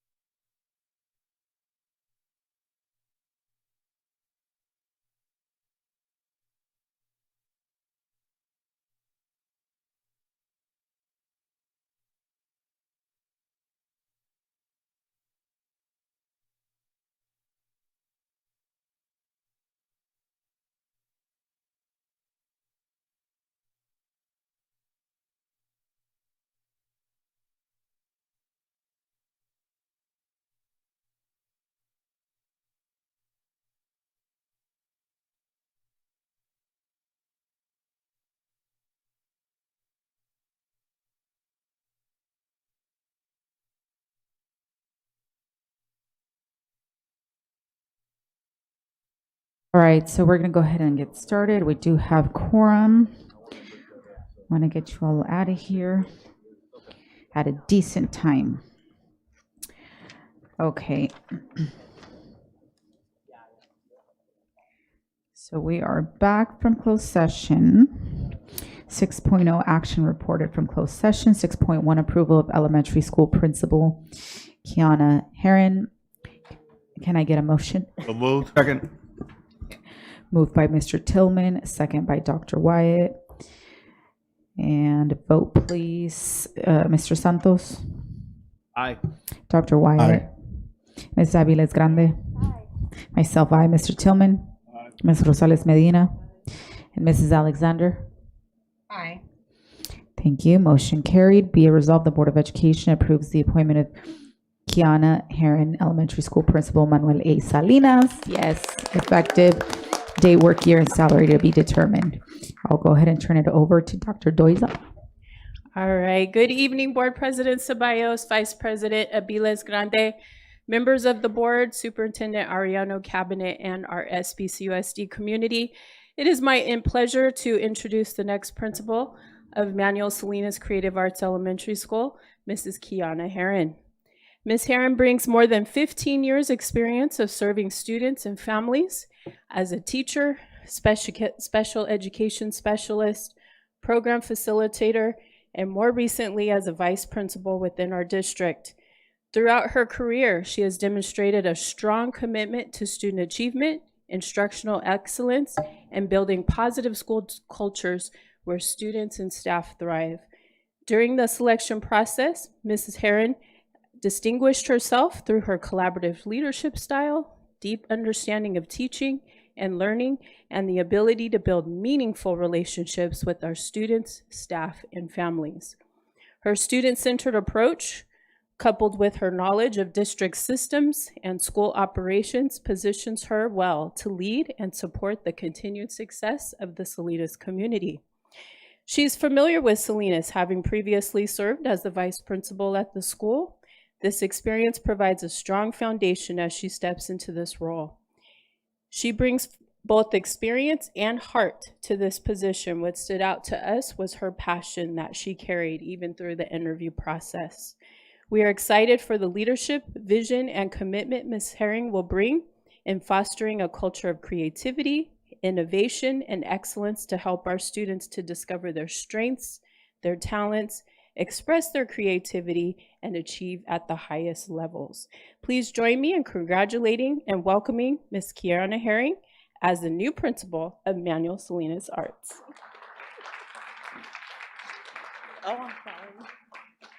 Thank you so much. Thank you to the board, the cabinet, Superintendent Ariano for this awesome opportunity to serve as the principal at Salinas Elementary. I am overjoyed and happy that I have this opportunity, that you guys believed in me and that you all trusted that I would do an awesome job. I want to thank my family who was there for me all along this journey, and everybody who poured into me. I appreciate it. I also am just so excited to just get to Salinas to help the arts program. I'm excited to work with the kids, be back at my old stomping grounds. And I just thank you again for the opportunity. Thank you. Thank you. Thank you, thank you, thank you. And we look forward to the great things that you will do over there at Salinas. All right, 6.1, 6.2, HR Cert 2526 17 ER. Can I have a motion? So moved. Second. Moved by Mr. Tillman, second by Dr. Wyatt. Vote please. Mr. Santos? Aye. Dr. Wyatt? Aye. Ms. Aviles Grande? Myself, aye. Mr. Tillman? Aye. Ms. Rosales Medina? Aye. And Mrs. Alexander? Aye. Motion carries. Be it resolved, the Board of Education accepts the notice of recommendation for disciplinary action and statement of charges to dismiss the following employee from his or her employment with the district, HR Cert 25-26-17 ER. 6.3, HR Cert 25-26-18 ER. Can I get a motion? Second. Moved by Mr. Tillman, second by Dr. Wyatt. Vote, please. Mr. Santos? Dr. Wyatt? Aye. Ms. Aviles Grande? Myself, aye. Mr. Tillman? Ms. Aviles Grande? I'm sorry, Ms. Rosales Medina? I'm writing and thinking at the same time, sorry. Aye. Thank you, and Mrs. Alexander? Aye.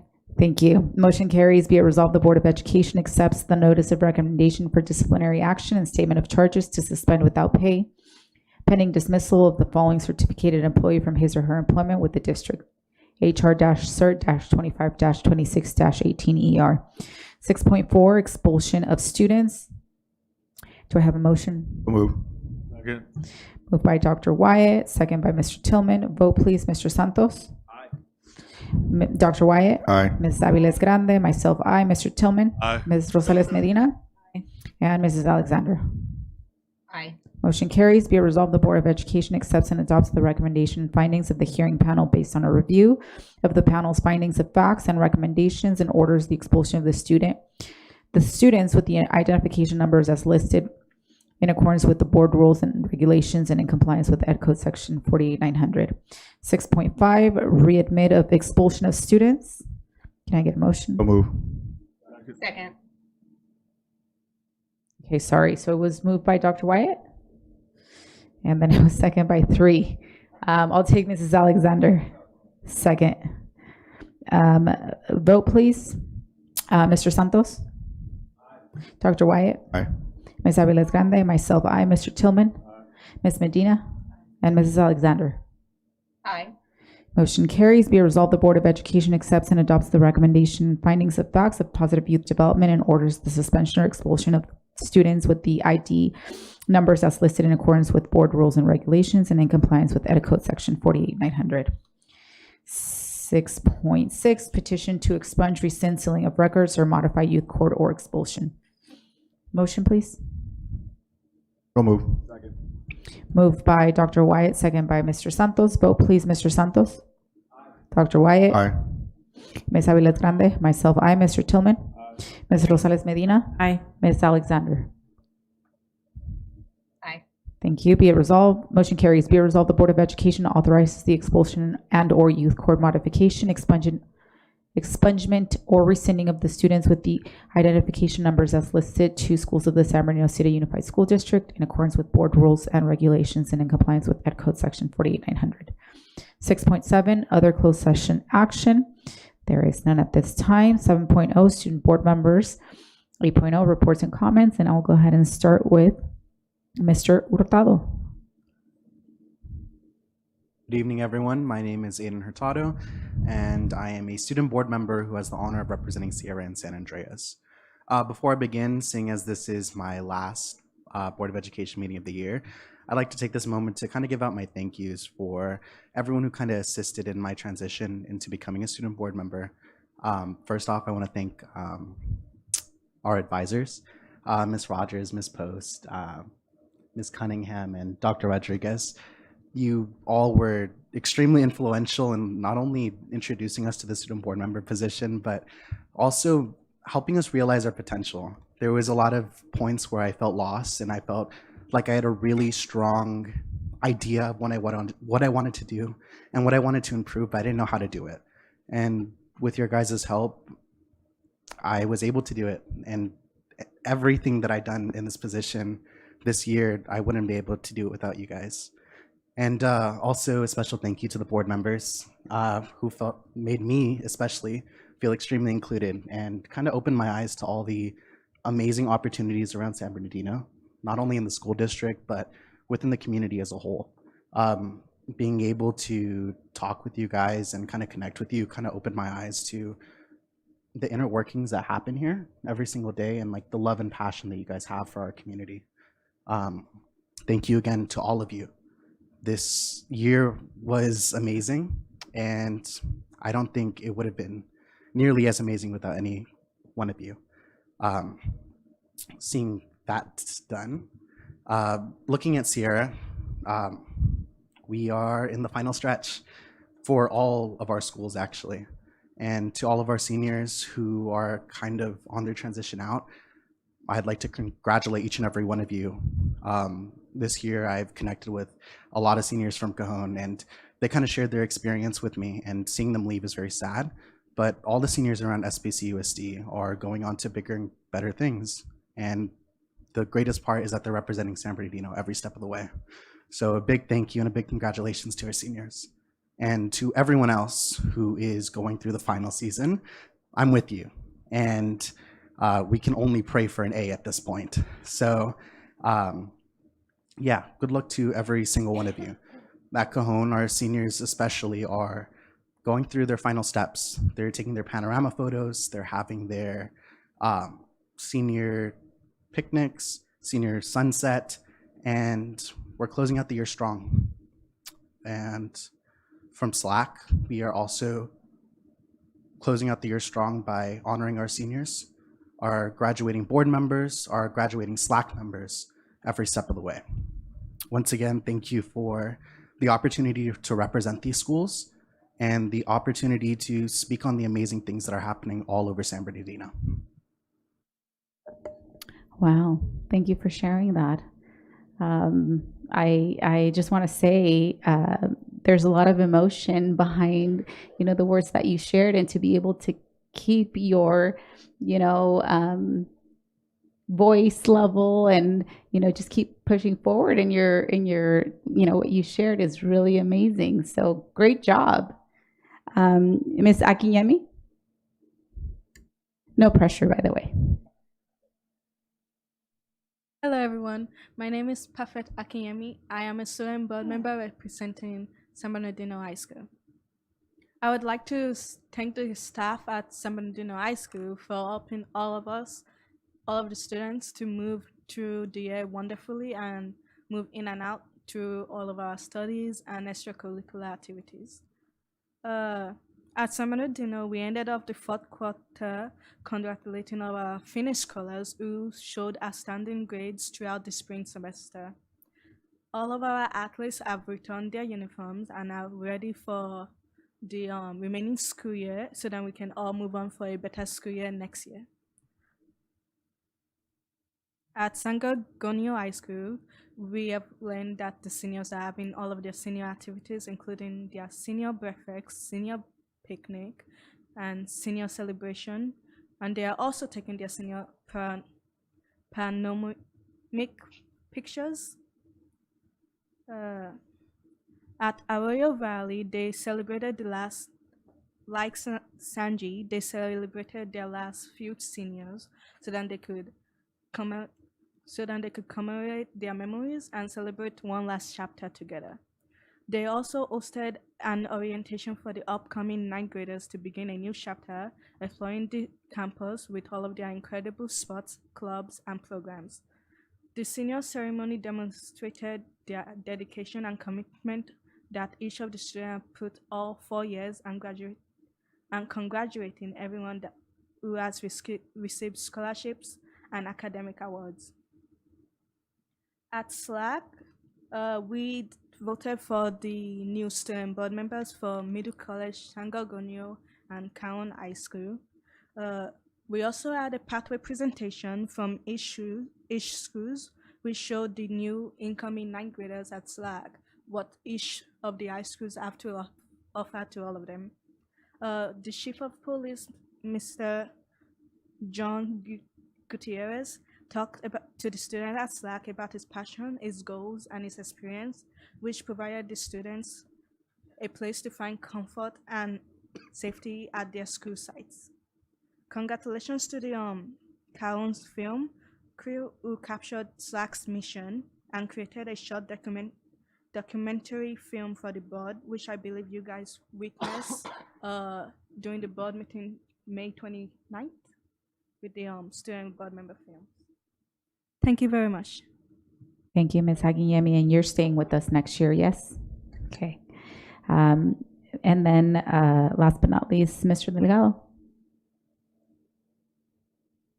Hello and good afternoon, everybody. Thank you for all of your attendance today. I first want to open up with a moment of gratitude, and that would be able to give that gratitude to the cross guards within our district. Because not just the ones stationed in front of each elementary school, but the ones at each high school as well. Because not only do these cross guards protect every student from danger who crosses the roads at school from every morning and even after school as well, they dedicate their selflessness to allow themselves to always lighten up students' mood.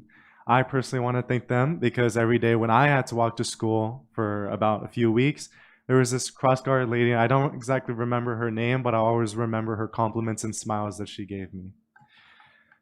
Now for the school's updates, I will first give the update from Pacific High School. First up, the campus had a non-stop senior activities to honor our graduating class of 2026. Events range from Think Wise Credit Union breakfast to educate seniors to establish their financial standing within the world, and practicing graduation walks to ensure graduation runs smoothly. The campus had their principal's concert this Friday on the 29th, which had included the site's music scholars to perform their best talents. Pacific is being in preparation for the upcoming freshman class of 2030.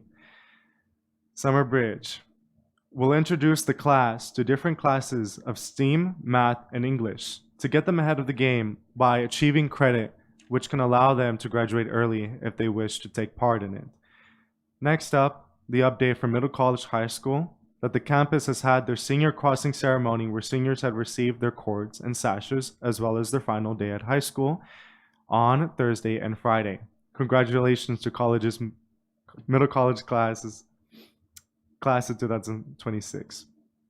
For the final update from Indian Springs High School with their sash and cord ceremonies for clubs, pathways, and classes, the campus has had their grad night, which created memorable memories to the graduating class.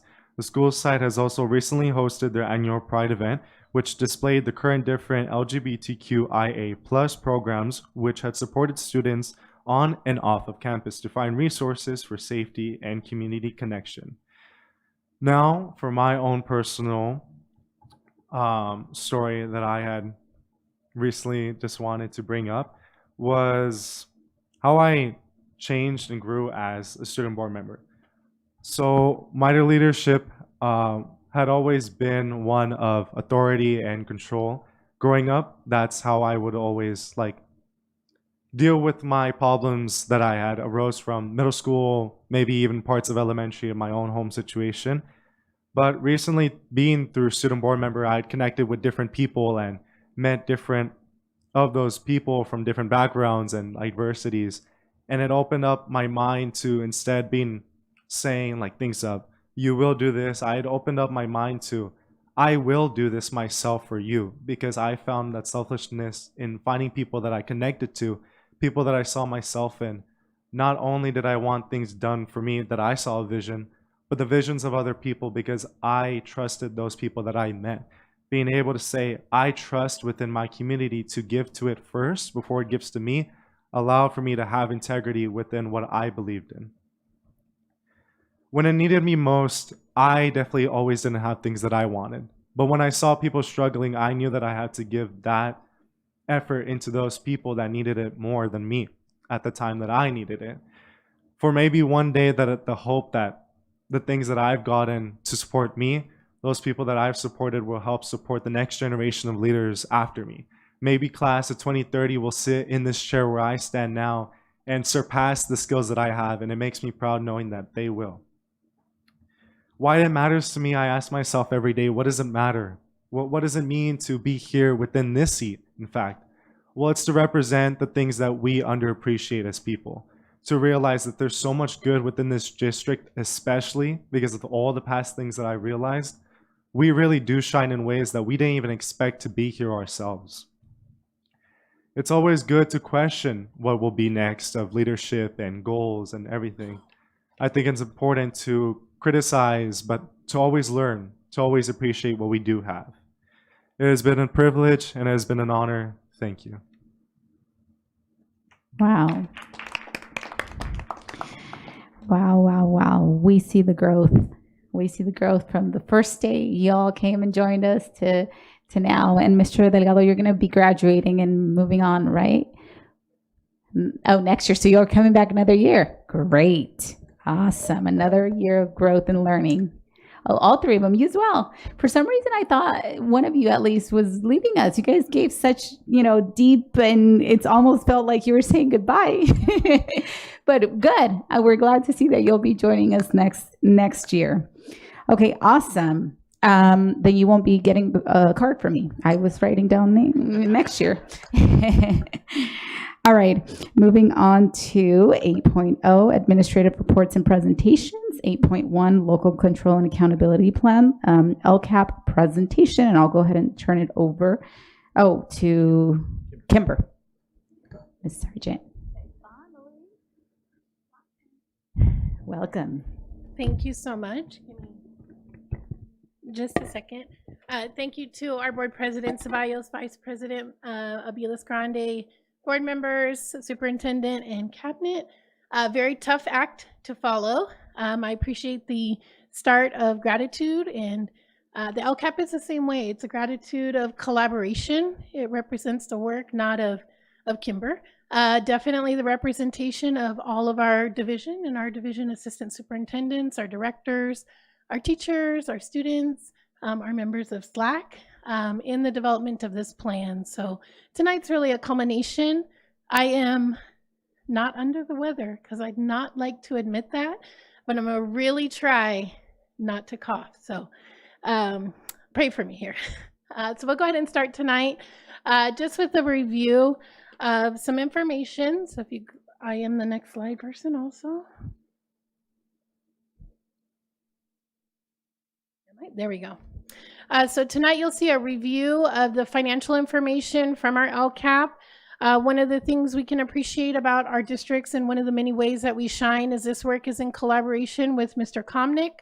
So the work of the LCAP is encapsulated within our district budget. So you're going to hear from me tonight about the LCAP.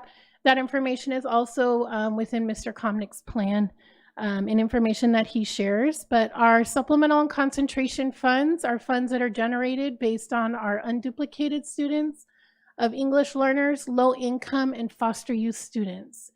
Those students generate additional funds for our district amounting to just over $190 million for our incoming school year. This is a number just slightly above what we received for the 2025-2026 school year. It allows us to address our increasing staffing cost and make sure that we're not having a negative impact to any of our programs. Our LCAP is a 3-year cycle. We are going to be entering into year 3. So these are really maintenance years for us. You'll see a maintenance of our goals and a continuation of those goals and a continuation of those actions as well. You'll see there the percentage 39.22%. That represents the amount that we need to increase or improve services based on the needs of English learners, low income, and foster youth. Our total percentage for unduplicated pupil percentage is 88.79. So we are roughly talking about the large majority here of our students. However, our LCAP dollars, supplemental and concentration, benefit all of our students. On the next slide, you'll see the tour that we've been on in sharing this information. The LCAP goes on tour every year, so this is not a single point of time. The development, the input process, the monitoring or evaluation of it, this is a continual process that happens throughout the year. There were a formal 20 hybrid meetings, which means we offered them in person as well as a virtual option for participants. This includes presentations to the school board, union partner meetings, district staff, parents, guardians, students, and community members. But I really take it personally as a task that any meeting is an opportunity to provide input, to ask questions, to provide support to our families. So I may not be presenting at DLAC, but you will see me at DLAC. I may not be presenting at our SPAC or CAC, but you will see me there, because many of the presentations and programs that we have in our district that really are the reasons why we shine are funded through our LCAP dollars. So every opportunity is an opportunity for us to hear from our community. We do count every single piece of information. So we're very good at that in categorical. So it's more than 1,188 specific to those meetings. We also use the platform Thought Exchange, which is an open platform that allows for open-ended responses to how we can improve as a district. What should we continue to do? What might we need to change or add? Participants are able to provide a response where the others who are participating can rate those responses or add additional comments if they would like. As a maintenance year, again, this is 25-26 is year 2 of 3, 26-27 is year 3 of 3. You'll see the 3 main goals continuing. This first goal is surrounding our academic achievement of our students. That goal has an investment of over $148 million. Goal number 2, continuing around safe, secure, and attractive learning environments with an investment of over $36 million. And goal number 3, the involvement of students, families, communities, staff, and parents with an investment of over $5.4 million. That totals our $190 million of supplemental and concentration funds. Many of these funds are initiatives led at the direction of our Board of Education, your visionary leadership, in making sure that we offer the very best to our students, that we offer opportunities at all levels on the academic side to ensure our safe learning and ways to incorporate our educational partners in the education of our students. Here you'll see a breakdown. I will not belabor these breakdowns for you, but instead as you read through these, I'll share. Although you're seeing me here tonight for the LCAP, you've actually had several presentations throughout this year of the LCAP because programs such as our AP, dual enrollment, IB, GATE, those are all LCAP funded programs, and you had presentations from our elementary and secondary partners in educational services, our homeless foster youth here in October to present to the Board of Education. Multilingual programs who we had tonight showcased with our DLAC partners. Our presentation of your metrics. Many of these you've already seen as these were presented in the California dashboard presentation that took place in December. Special education, Dr. Rubio presenting on our SELPA, that was in February. Our data-driven grading practices with Dr. Venkatesan presenting in March. All of these are related to activities funded within our LCAP. So there have been presentations throughout the year touching on those programs and how they're being implemented, and more importantly, how they're being monitored to make sure they're moving our data in the right direction. As we continue here through the rest of goal number 1, you'll see this wrapping up. On this chart here, you do see the action label. So if we look at just the last one, science, technology, engineering, arts, and math, you'll see LEA-wide means district-wide. The student group data that was used to identify the need, English learner, low-income, and foster youth, with an investment of over 5.6. This is one area that has grown over the years as we really expand the opportunities to our students across the district rather than concentrated within a magnet school program. These are now available with this year opening more than 20 school labs for our students at the elementary level. The presentation continues in goal number 2. Again, these are maintenance years. So these actions you saw last year as well. Goal number 2 primarily makes up our staffing that is supporting our safe and secure learning environments.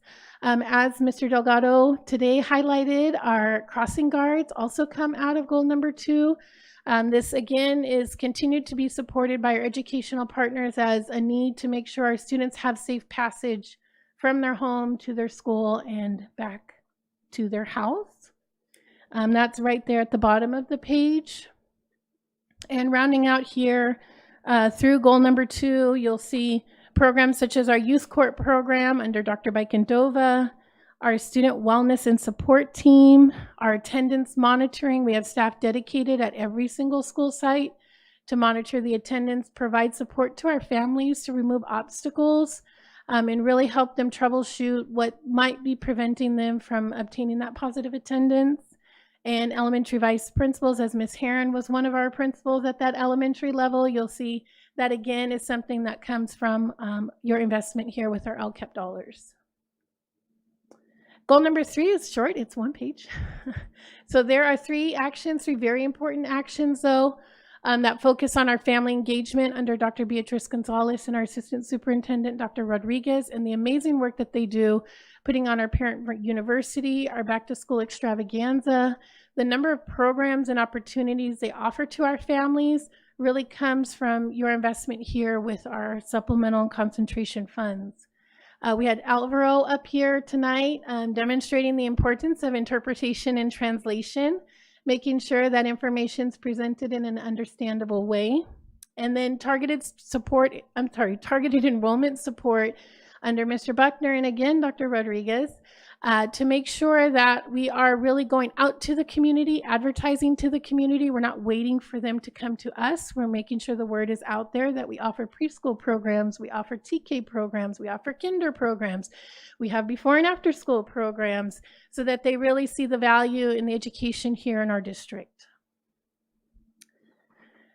Those wrap up the $190 million. Prior to 2024-25, I would be done. My presentation would be over. The rules have changed because additional funding has been allocated to the school districts. They needed a place to put those plans, and that fell within the LCAP. So we're no longer talking about supplemental concentration. These are now site-level dollars under the program Equity Multiplier. Equity Multiplier is not a new program. If you'll recall, this is something that we had presented on before. It started in the 24-25 school year. So this is our second school year with this program. It will continue again next year. These schools were identified by the state of California on 2 demographic factors. This is not a low achieving program. This is about demographics of the school. The state identified 2 demographic areas that could lead to lower achievement at schools. So the first is socioeconomically disadvantaged. This is the broadest understanding of low income as we know the term. It will include other groups like a military family automatically qualifies under low income. So when we look at SED or socioeconomically disadvantaged, that's the broadest understanding of it. You needed to be at least at 70%. If that was the only piece of criteria, nearly all of our schools would have qualified. However, there's a second piece there, which is the mobility of students. Students enrolling in a school site, being there for even a single day, and then going to another school site, enrolling for half of a year. At any point, it's their cumulative enrollment. That creates a number called a non-stability rate. Non-stability rate needed to be higher than 25%. So if we have a school, it's very low income, has a lot of movement going on, the state has said this school likely has higher needs, so we will allocate site level dollars. The site engages their school site council and community to create a plan. Obviously, they need to address areas, so they look at their California dashboard. They analyze their California dashboard to find the lowest achieving areas and develop a plan. This plan, they use thought exchange also to gather input through that process, but also through school site council, ELAC, if they have an APAC.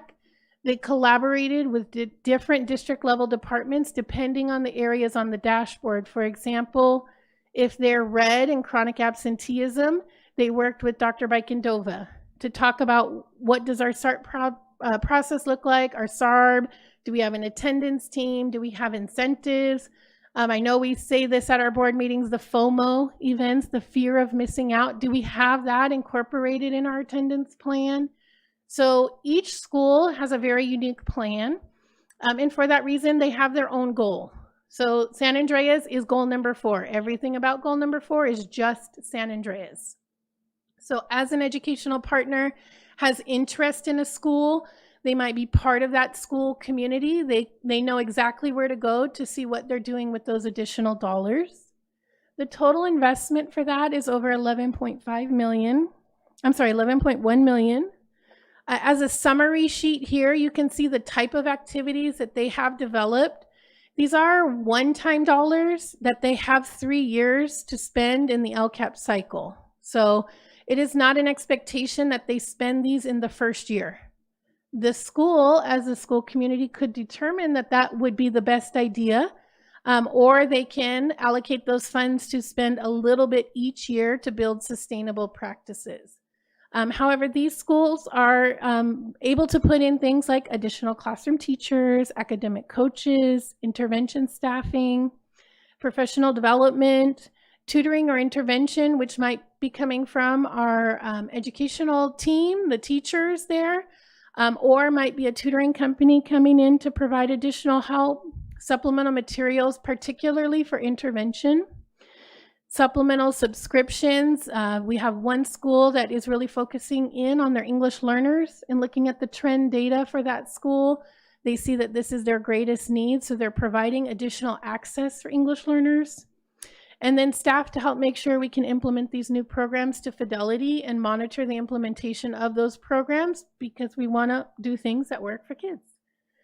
So you'll see there the summary of those activities. That is the second block of dollars within our LCAP. I'm not sure if you want me to pause. Let me know. Yes, let me just take Ms. Okay. Medina's question. Yes, I might as well, because we're in this this page. Yes. First of all, thank you so much for that information. And I'm curious, because not that I don't see, maybe it might be somewhere within the language, because I know when it comes to elementary school, at least in elementary school, even some cases in middle school, a lot of the times it's families, it's the guardian, the parents that are at the home, and students are not going to school or moving from place to place. At the end, it's coming from parents or whoever is taking care of the child. Are we going to do some extra work with that in that area? I know that it's part of other areas within the LCAP, but specifically for these school sites, elementary and middle school, I mean, that's going to play a huge part, because we can provide as many resources as we can to teachers, but at the end of the day, it's the person ensuring that their child or student goes to school. Absolutely, and you really hit the nail on the head that the schools have very important factors they need to address. It might be that the parent is having transportation issues to have their student come to school. They have to do a complete root cause analysis. So the why, to really figure out what might be causing this. Some of our schools have, for example, a limited term community resource worker that really partners with the parents to remove those barriers and help them build those bridges to feel comfortable bringing their student to school, or bring them into Hazel Health and let them be able to see a medical professional rather than going to an urgent care. So they help to build those bridges, along with the work that Dr. Rodriguez's team does, and our community health education workers and our parent volunteer workers. They really have a team now to support them. Some schools, just purely by the design of the school, for example, San Andreas and Sierra, they have an intake every 6 weeks. The design of the school is to move kids in and out, so they're always going to have a really high non-stability rate. These are not negative factors. It means the program's working the way it's supposed to. ALC, the same. This is long-term independent study for our students, but they're not on it forever. It's not forever independent study. It's just long-term. So by nature, these schools will have a higher turnover of students moving around. So some schools have been eligible for every single cohort. And if they didn't change the rules, I would expect them to probably continue to be eligible. Some schools were only eligible for one, like Pacific High School. Pacific High School was eligible for cohort number 1, which happened to be their major construction year. That was when they had the most construction happening. And since then, these new facilities, their CTE pathways, the programs that the school is offering, the wellness center that they're offering is helping to keep kids stable. So they only met the eligibility 1 year. Mm-hmm. Thank you for that. Thank you. You can continue. Thank you. So that is the second block of dollars. The first one, 190 million. The second one, equity multiplier, 11.1 million. Another set of funding was allocated to the school district, and the state needed a place for the plan to go, and they added it to the LCAP. So this is the third block of dollars here. This one, if you love to play acronym bingo, this is a good one. It's Learning Recovery Emergency Block Grant, LREBG. These were the state's response to COVID. So we had our federal dollars under ESSER that provided us additional dollars to respond, prepare for the return of students. The state then saw that there was an additional need and allocated dollars under this program. Initially, there were no specific plan rules required. However, our district has the processes in place to always start with a needs assessment and look at our data. So that's what we did when we received the dollars. We looked at the needs of our students, and we saw that our early learners were really struggling the most with that transition. So we've implemented the actions that you see here. These are continuing actions. Resident guest teachers.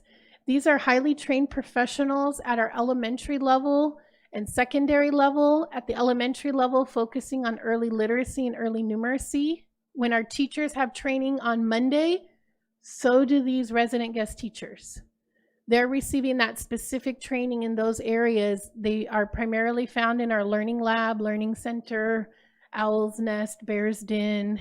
That's where you find them. At the secondary level, you see them helping with math, is usually the most common. And the second item is tutoring. This is focused on the lowest 10% performing schools, which was a directive from our board to make sure that we are allocating additional funds and support to those schools. We name them as focus schools. These schools have additional tutoring available to them. This is staff dedicated to the intervention of students. This year, the model allowed for that intervention to take place during school, because after school, we were having students who had to choose between sports or between work or a parent who might not be able to provide transportation. So the services were provided during the school day in those learning labs. Kindergarten, if you've ever been a kindergarten teacher, bless you. My first year was kindergarten as a teacher. I cried. I said, please, no, I can't do kindergarten. The next year, she changed me to 5th grade, and I cried. I said, no, leave me in kindergarten. Kindergarten are our earliest learners for some of our students. Some of our students are taking advantage of our preschool and TK programs, but for our kindergarten, there was a greater need to make sure that our students are receiving really core instruction in that early literacy and numeracy. So we have in our classroom shared between 2 teachers, 1 aide. This is not something you would find in our nearby districts. It's something every kinder teacher dreamed of, right? They really needed that support, and we're able to provide it. In looking at our data, we see one of the indicators that we want to provide additional support is for English learners. Mrs. Applegate's been working with her multilingual team and the professional development with our principals, our teachers, but there is still a need to add increased access. So you'll see there that there is a new action for 26-27 in providing that additional access for our English learners. This also comes from input from our DLAC in making sure we're meeting the needs of those early learners. That is the second group of dollars. So these dollars are just over 18 million. So this is the third set, the third checking account, if you will. This will take us to the next program. This program isn't necessarily tied to dollars. This is tied to data. So in the LCAP, each school district, the state looks at your California dashboard, and if over more than 2 school years, a student group is underperforming at the red or orange level across multiple indicators, you are identified under a program differentiated assistance. Differentiated assistance means we need hyper-focus. We really need to hone in, and as the kids say, lock in on these student groups in order to improve their performance. Mr. Ariano has really led this charge from the top all the way down to make sure that our leaders know that these are our areas to focus on, starting with African American students and the many avenues that we have to ensure that they're receiving the support that they need through our TIP policy, through the African American Task Force, through the work of our Equity Targeted and Student Achievement team under Dr. Greer and Mrs. Applegate. We have done so well with this program. We are only in maintenance. So we have made the growth we need to exit differentiated assistance. They are just keeping us in year 2 to make sure we've sustained the growth. So as the California dashboard is currently going to be populated with data, and we'll be seeing those results coming up, I anticipate that we will no longer be eligible in there. Does that mean we stop what we're doing? Absolutely not. We found great things for our students, for our educators, for our families that are moving the dial in the right direction. So though they may not be identified for differentiated assistance, does not mean that that great work that does not mean that great work stops. Foster youth and homeless is a little bit different for student groups. For African American students, you are African American, you don't change. That is going to be your race identification unless your parent updates your emergency card. But for foster youth and homeless, your status could change from one year to the next. You could move from one district to the next. So it's an ever-changing population. There is more restriction on the release of data for these two population groups as well. They're more sensitive groups. So creating systems for those groups is a little more difficult, but Angela Urquides and Dr. Rodriguez, I know, are always up to that challenge in building systems to support those two groups. So this is year one for them. I anticipate, again, that great work to continue as they go into a maintenance year and then hopefully exiting differentiated assistance. We had a need in working with our African American Task Force and working with our DAAC, Mrs. Applegate, and our leaders in the ETSA department. We wanted to articulate this plan for our African American students. We wanted to have something to point to and metrics to point to that we can monitor publicly, and that's what you see here in goal number 23. Goal number 23 addresses that African American identification for differentiated assistance. It's a combination of state funds, federal funds, one-time dollars, totaling over $5.8 million. Remember, they always receive the support of the classroom teacher, of our principals, of our custodians, of our instructional staff, of our office staff. These are layered on top of supports for this group. So this gives us a plan to point to show and celebrate all of the great things that we're doing that are moving the dial for our students. Very exciting. I made it through. So that takes us to the last slide. President Ceballos, at your direction, you let me know what's next. So I don't know if anybody has any questions. Seeing none, I'm gonna make. I have two questions, and I had them earlier in the presentation. First of all, I want to say thank you so much for the presentation. Again, you always make it so easy to follow along, so I always appreciate that.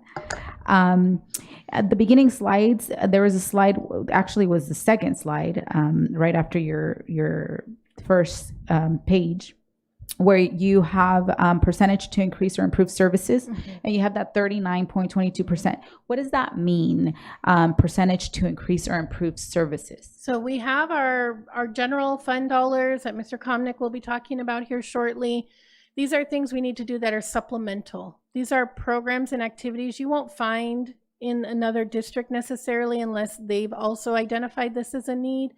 These are the extra things that we can do with the supplemental and concentration funds.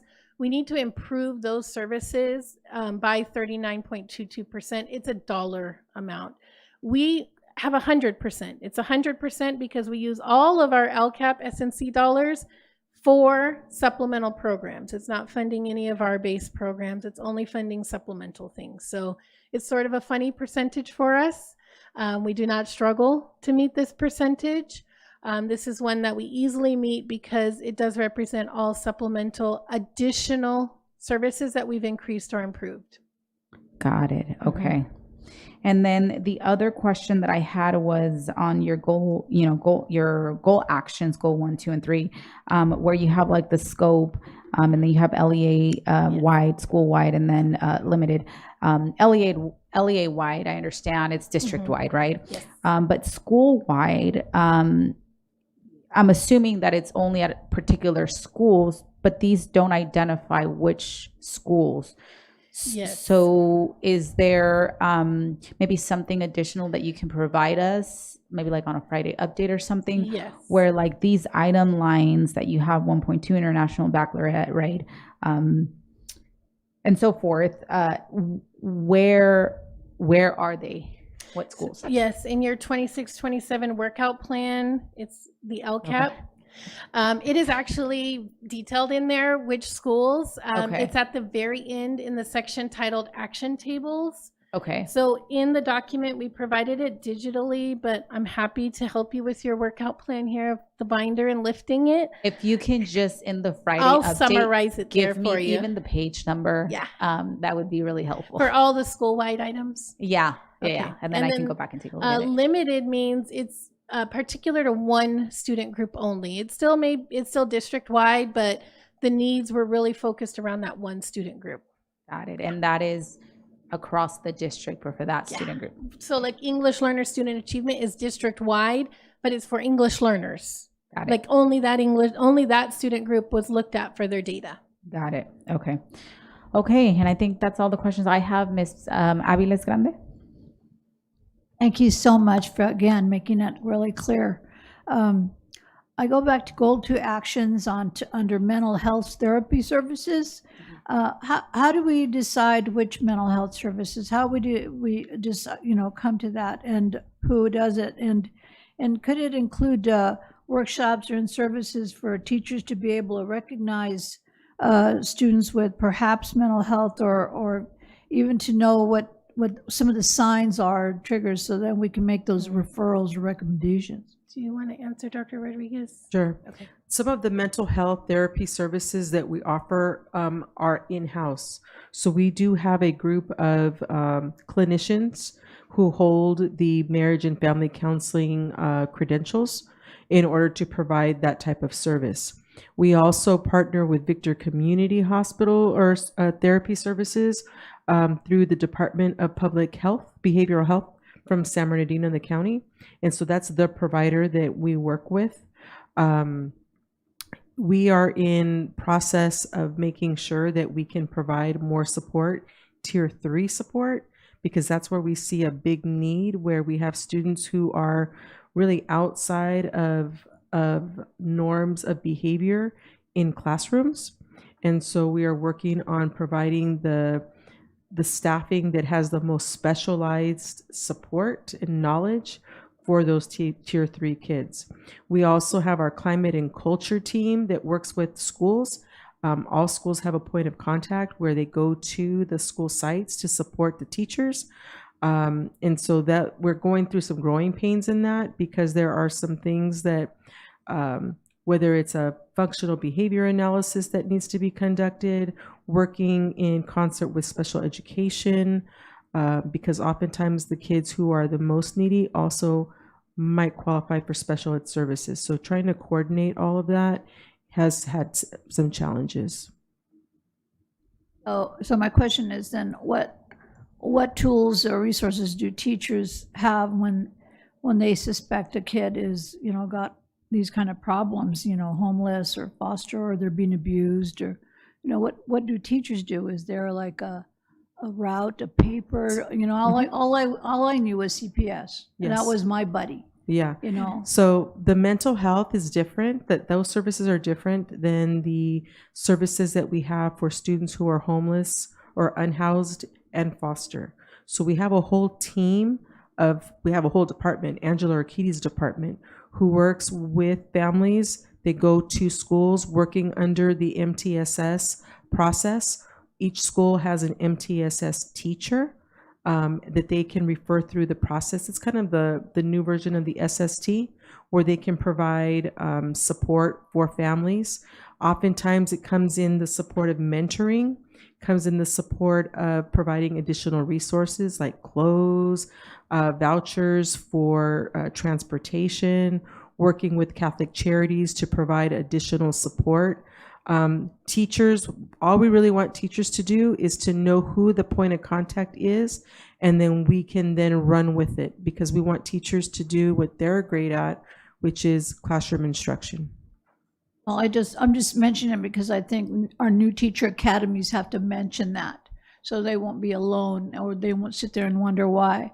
Because I remember being a new teacher and no one told me any of those things. I mean, I was there to teach, like you say, but there's the things that are in our realm too. And when I would ask for help from my principal, the principal would say, well, ask the teacher next door to you, or ask your union. And I'd ask them, and they just push me around. Nobody would say anything. I love that idea. I will talk with All right. Mary Pierce about embedding that in the program for the onboarding for the new teachers. Awesome. Well, again, no other questions. Thank you so Okay, much. thank you so Appreciate much. it. Yes, good job. All right, and now we're going to go to 8.2 preliminary budget for fiscal year 26-27 presentation, and that will be initiated by Mr. Komnick. So I'll go ahead and pass over the mic. Hello.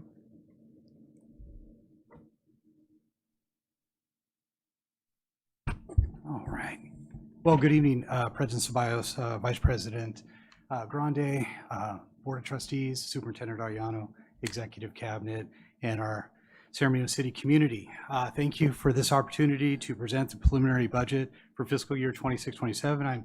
My name is Terry Komnick with Business Services. I have O.C. Coonrod with me, my Director of Fiscal, and also have Ms. Sheena Diaz as part of our fiscal team representation that helped put this presentation together for you. First, I'd like to jump on the theme of Mr. Delgado, Kimber, on the theme of gratitude and visionary leadership of the board. I cannot say enough, and I would like to recognize that the way the board takes its fiduciary responsibility seriously, to the extent and care and guidance that you provide, so that we can leverage our available resources to maximize our student outcomes. And just to capture what Ms. Ceballos said a little bit ago, we are here for the students we serve. And I think that really captures the essence of our LCAP, the essence of our budget, and the purpose behind what we do with such intentionality so that our students can succeed and thrive.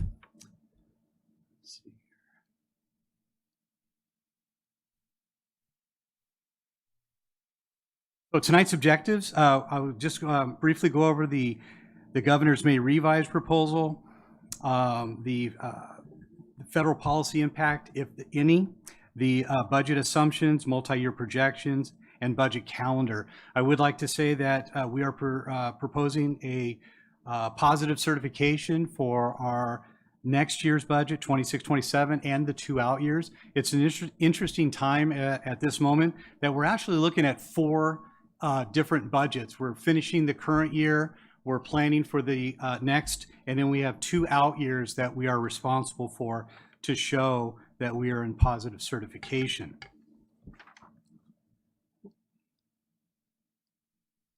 There we go.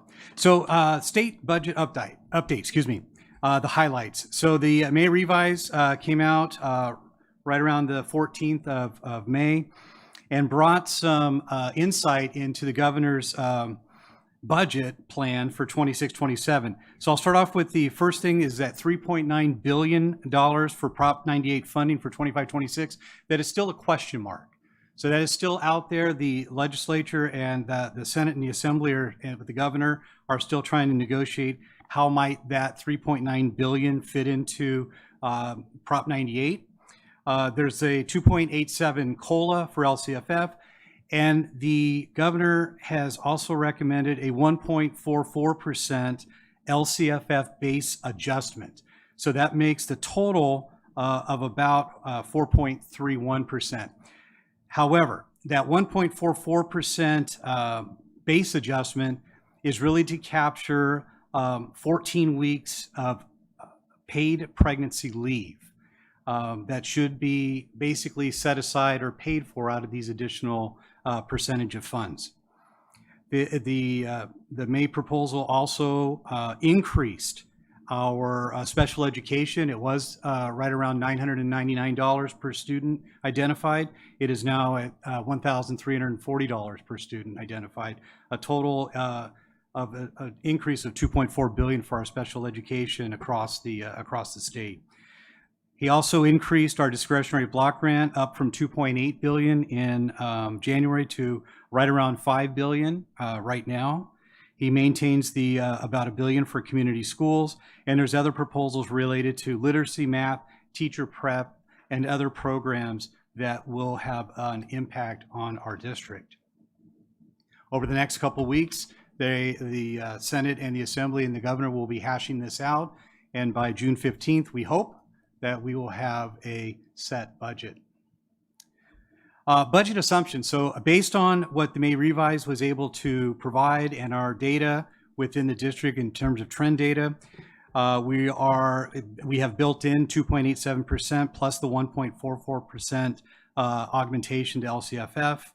I did want to remind the board that we are working with Sacramento to assist us with our low control funding formula, S&C funds that were impacted by our survey return from this year, 25-26. And we are working with them to see if they will give us a hold harmless for the 25-26 and use the 24-25 numbers and allow us to rebase into 26-27. Right now, that is a $32 million impact. But again, that is another question mark that we are still working through with our partners in Sacramento. Our average daily attendance, we had at 92, but over the course of last year plus this year, we've noticed that a tick down to 91.26%, and that's what we've built into next year's assumptions, and also a leveling of our declining enrollment right around 2%, about 1.85% reduction. Just as a reminder to the board, in 26-27, we have built in a step and column increase of about 8.9 million. That impacts about 4,000 employees across the district. Our health and welfare increased by 4.75, but that's actually less than we were anticipating.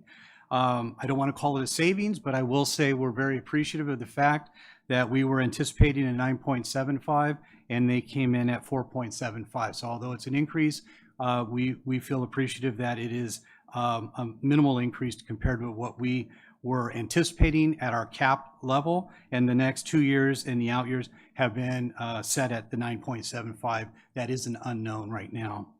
The pension cost, the STRS has remained constant, no change, and PERS has taken about a 1.5% decline. Mr. Common, can I interrupt real quick? Did you want to ask your question now? Yeah. Thank you. It's just regarding the slide previously. Yes, ma'am. A previous slide regarding community schools.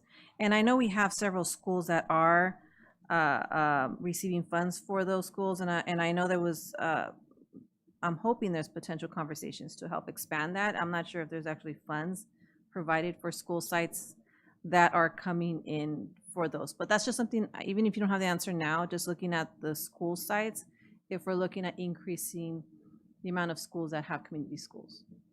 I will follow up with Dr. Rodriguez on that and have something in the Friday update. Okay, great. Thank you.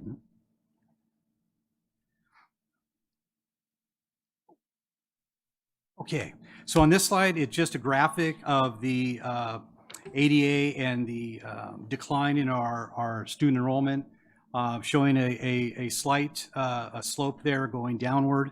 And this is a 6-year spread, so it really does show the decline in our enrollment. But we are actively taking strides in cabinet. We had very good discussions about what type of a marketing plan can we do to attract students to our district. We have a lot to offer. In this next slide, I'll break this in half. So half of the slide is on our current year, 25-26, and this is our estimated actuals. This is what we think we're going to land at. And then on the right side of the slide, you'll see the 26-27 projected. Right now, we're anticipating an ending fund balance of about 44.5 million. That ending fund balance becomes 26-27's beginning fund balance. You'll notice that there is in the contributions line, there is a reduction going from this year to next year, as that is reflected. A large part of that contribution goes straight to our special ed support systems, and that will be declining as we get those additional funding to maximize our special ed dollars. The excess deficit spending or revenue over expenditures, you'll see this year we're projecting about 57 million in over expenditure. Next year, 8 million. That is due in part to leveraging one-time dollars that we are anticipating getting, plus some carryover, as well as some other expenditure reductions. Again, a very strategic approach to looking at next year, so we are able to maintain the programs and actions that Ms. Sargent explained, and also maintain those opportunities that we have throughout the districts for our students to thrive. There are some, I'll say, question marks that are out there in terms of what can impact this year's ending fund balance. And unaudited actuals will come out in September. We may see a tick up in that fund balance if funds were to fall out and not be expended for this year. That $3.9 billion I mentioned earlier, that is still an unknown. And then we also have, effective July 1 of 2025, last year for this school year, the attendance recovery. And that we have yet to determine what is going to be the impact there for the additional revenue. So we're still working through that. So there are some pending things to happen that can definitely have a positive impact on that fund balance. As I go to the next slide, these are the 2 out years.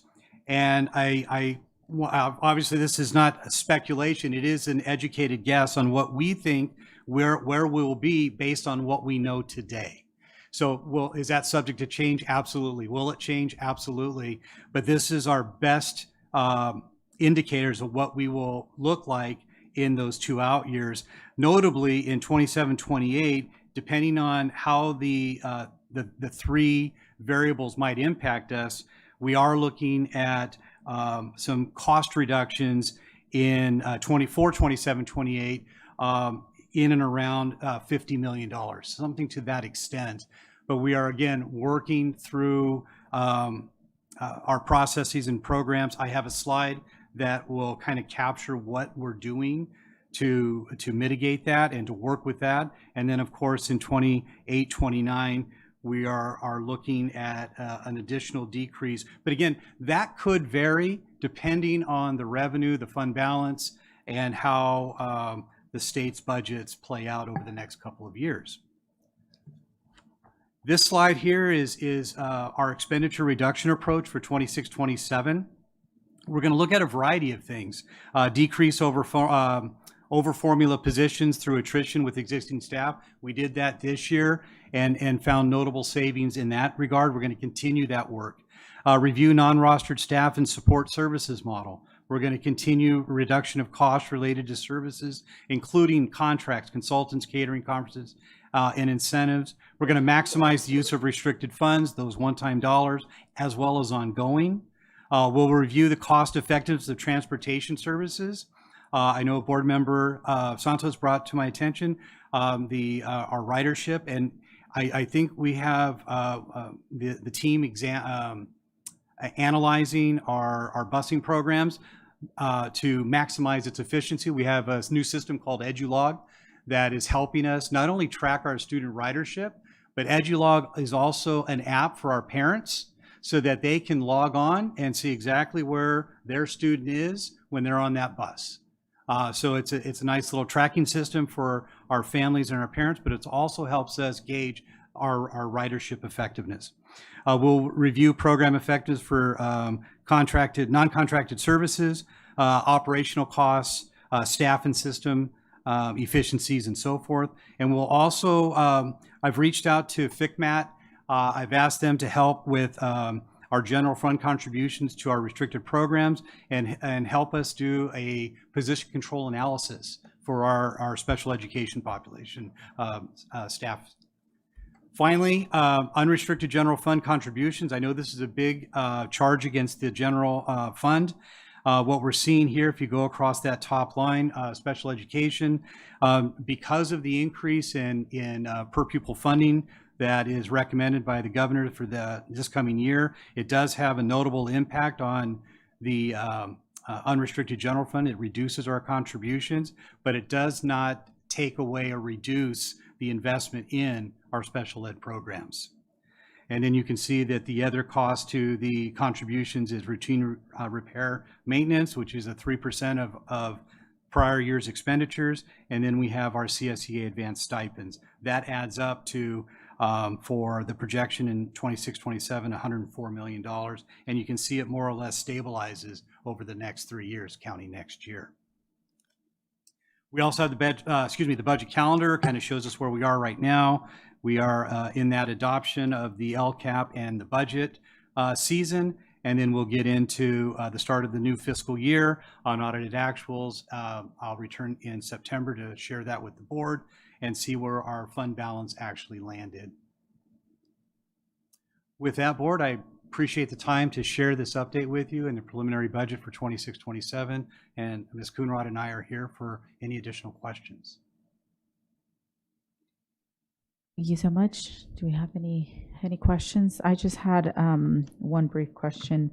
When you, on the 26-27 budget solution approach, the last point, review unrestricted general fund contributions to restricted programs, FCMAT, to conduct a position control analysis. Just for the sake of viewers, what does that mean? So the fiscal crisis management team will come in, and what they'll help us do, I actually have a Zoom meeting set up for the consultant next week. And what I want to talk to her about is, based on our identified special education population and based on the staffing we currently have, are we consistent with our partners across our other districts across the state? Are we understaffed? Are we overstaffed? How can we better manage our staffing to maximize our teaching efficiencies and learning efficiency for our kids? Not only just dollar-wise, but program-wise, in the classroom-wise. So I think I'm hoping that a third-party lens can help us tell us that we're on the right track, we can do better, and if we can do better, how can we do better? Got it. Okay, thank you. Ms. Aviles Grande?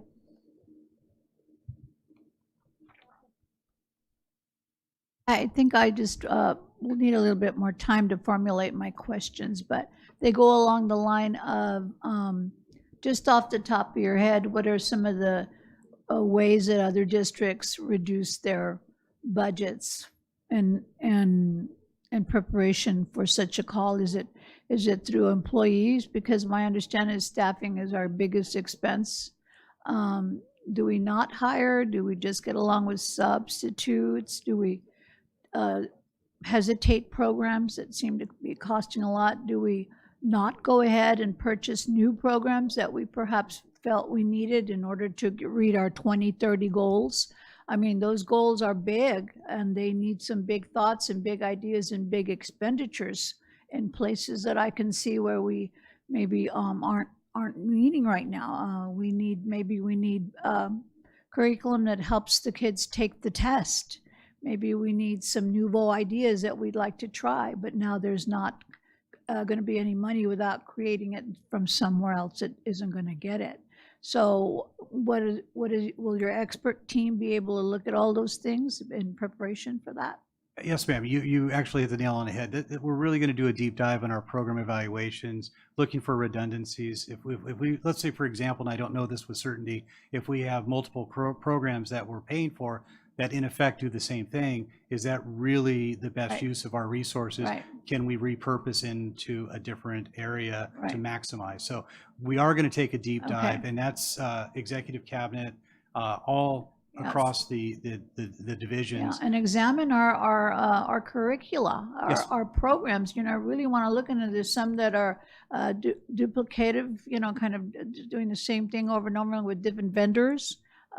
We go to these conferences and there's nothing but vendors promising all these wonderful things, and they might look bright and shiny, but is it because they're just new? I look at everything from the view of the superintendent's big goals. We have a lot to do until 2030, and whatever curriculum we have, if it's just been fairly successful, mostly successful, or successful once in a while, or do we just hold on to them because they've always been there? I won't name any off the top of my head, but that was one of my points as a special ed teacher how marginalized our curriculum was. We got all the leftover curriculum, and they stayed in the boxes when they came in, trust me. So is it we're not using it? Keep thinking of those big dreams that we're hitting. And this is like putting a brake or cold water on it, but maybe not. Maybe it's going to make us go cleaner and faster and more wisely spend our money and also let go of some items. Yes, ma'am, to the latter, what you said. Yeah, thank you. Thank you, Mr. Arellano. Yes, I just wanted to say thank you to Terry, Elsie, Kimber, and all of your team. What I admire the most about your work is, first of all, it's always excellent. But the fact that, Kimber, you include our community, you include our parents, everybody gets to get input, and it's very transparent. And then you're very good at matching our objectives and our data to how we're going to spend the money and create the budget. So thank you for that. And Terry and Elsie, I want to thank you for just having an open mind and working like with our board budget subcommittee and then meeting with our board president. We have a lot of wisdom here, a lot of years that they've seen budgets come and go. And I just appreciate that you guys are always open to listen and have that collaboration. And somehow we always get to the right place because there's no stubbornness in this budget. There's always give and take. So appreciate all the work that the three of you and your teams have done. Thank you, President Zelaya. Well, nothing else to add. Great job. Thank you so much. I appreciate it.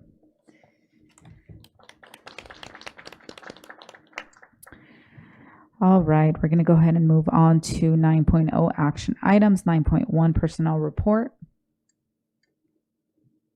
Can I get a motion? As presented. Oh, thank you. Yes. So moved.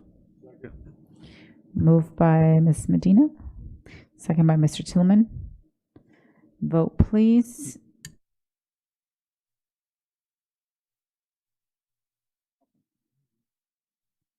Mr. Hurtado?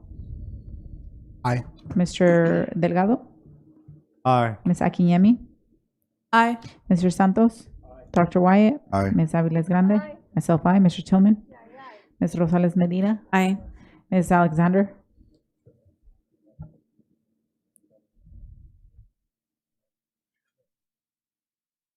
Mrs. Alexander? Sorry, I'm double muted. Aye. Thank you. Motion carries. Be it resolved, the Board of Education approves personnel report number 22 dated June 2nd, 2026. 9.2, approval of 25-26 school plans for student achievement modifications. Moved by Mr. Tillman, second by Mr. Santos. Vote, please. Mr. Hurtado? Aye. Mr. Delgado? Aye. Ms. Akinyemi? Aye. Mr. Santos?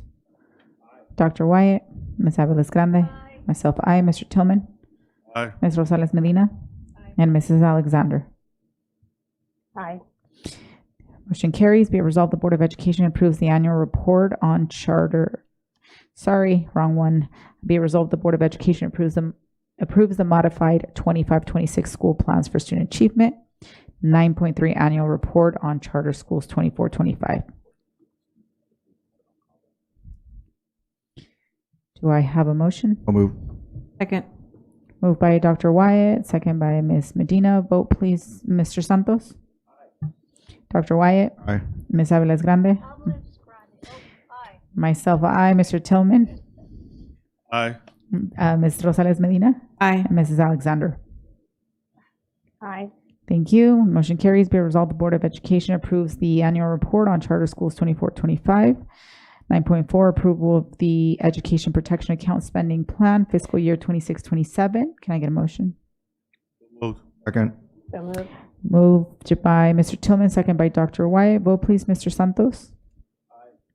Dr. Wyatt? Aye. Ms. Aviles Grande, myself, aye. Mr. Tillman? Aye. Ms. Rosales Medina? Aye. And Mrs. Alexander? Aye. Motion carries. Be it resolved, the Board of Education hereby authorizes for fiscal year 26-27 the monies received from the Education Protection Account projected to be $107,642,000.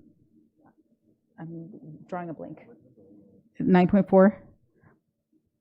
107 million roundup shall be spent as required by Article 13, Section 36, and the spending determinations on how the monies will be spent shall be made in open session of a public meeting. And be it further resolved, the Board of Education, in compliance with Article 13, Section E, with the California Constitution, hereby authorizes spending the monies received from the Education Protection Act on salaries and benefits of teachers. 10.0, consent items. 10.1, approval of consent list. So moved. Second. Moved by Mr. Tillman, second by Dr. Wyatt. Are there any items to be pulled? Seeing none, vote please. Mr. Santos? Aye. Dr. Wyatt? Aye.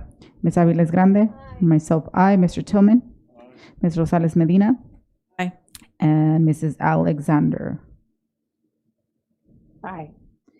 Thank you. Motion carries. 11.0, reports and comments. 11.1, board members.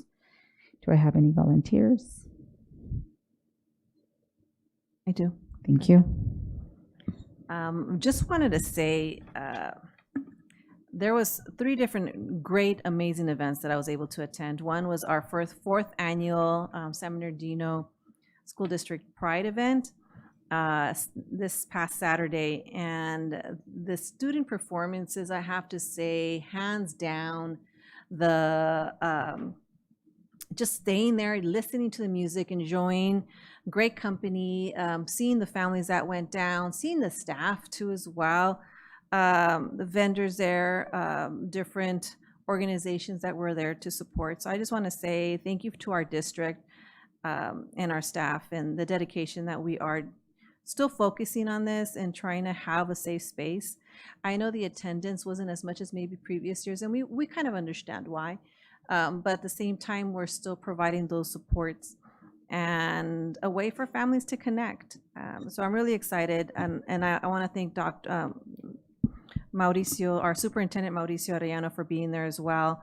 We had student also there was a student that won their poem that was submitted to the Pride event, to the Pride, I guess, committee or so forth, and it was just amazing. I just have to say that.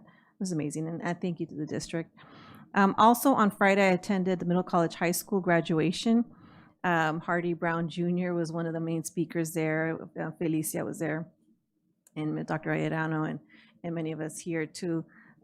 It was great to see the families so excited. Graduations are one of the best seasons of the year, because you get to see everyone's efforts, that their hard work that poured in to accomplishing the many goals.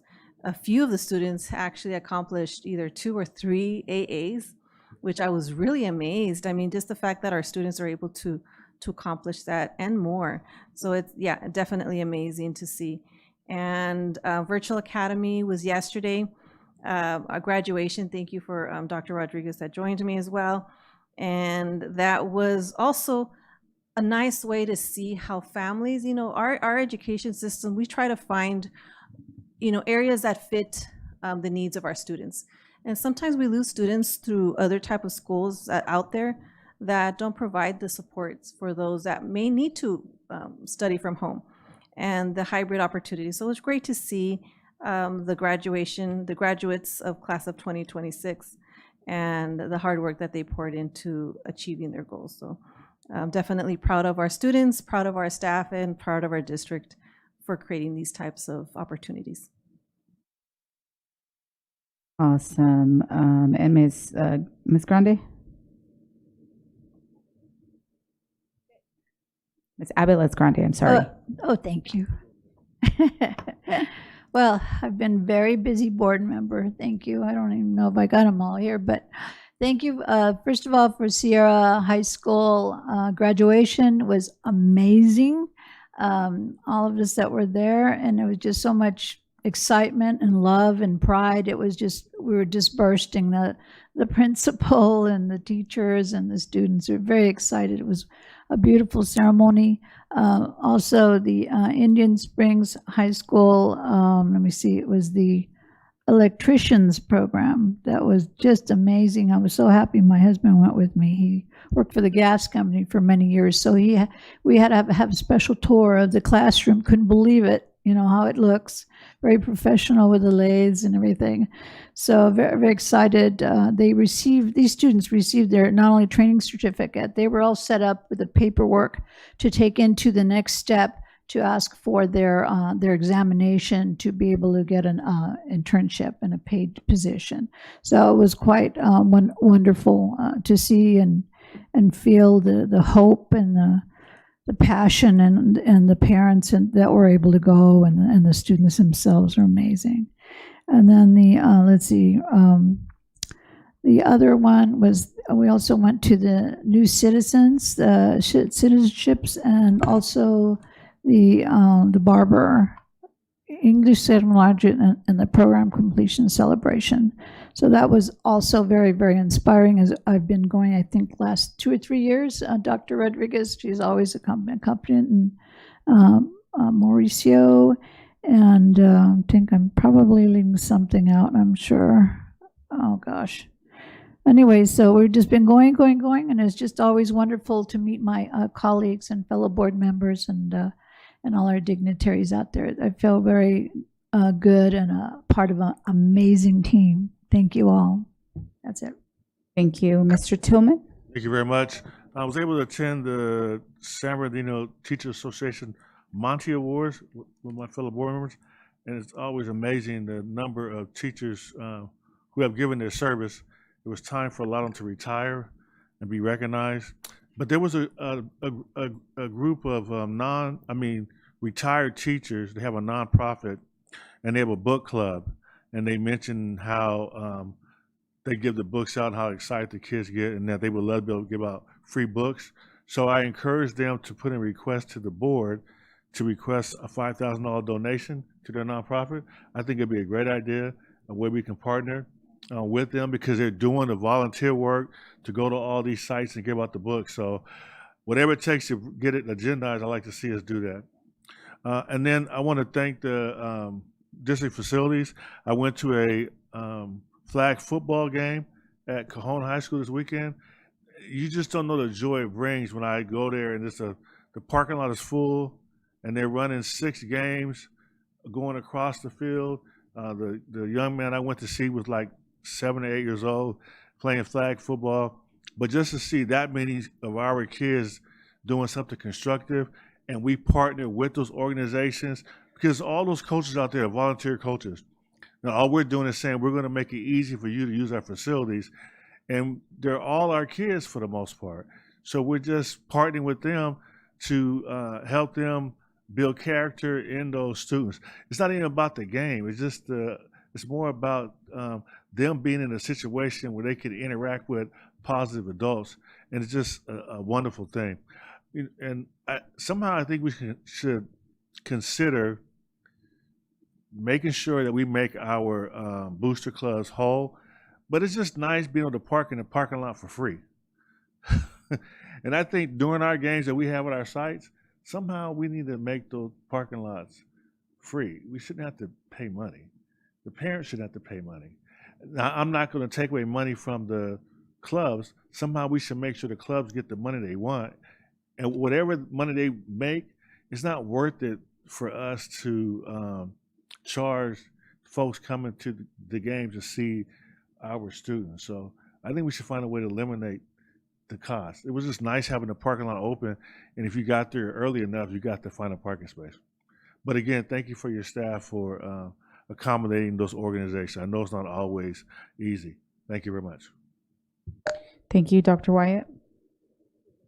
Thank you, Madam President, and probably a little bit of repeat of some of our folks. And as Board Member Tillman said, the Monty event was actually a great event, and congratulations to our retirees, our SBTA members. Best wishes to them in their retirement. Hopefully they enjoy it to the fullest, and I'm sure in about 2-3 years they're going to look a lot younger than they do right now, because everybody I know that retires always looks better after the fact. Just to make sure, as you saw, the stoles that were given to you all, and Miss Alexander, I have yours. I do have yours right here. She said, "Hey, you're taking my stole." She saw me on camera. I said, "No, I'm just making sure you get it." But No, I thank you to Sindra Weber and our folks, at the Native American graduation dinner celebration.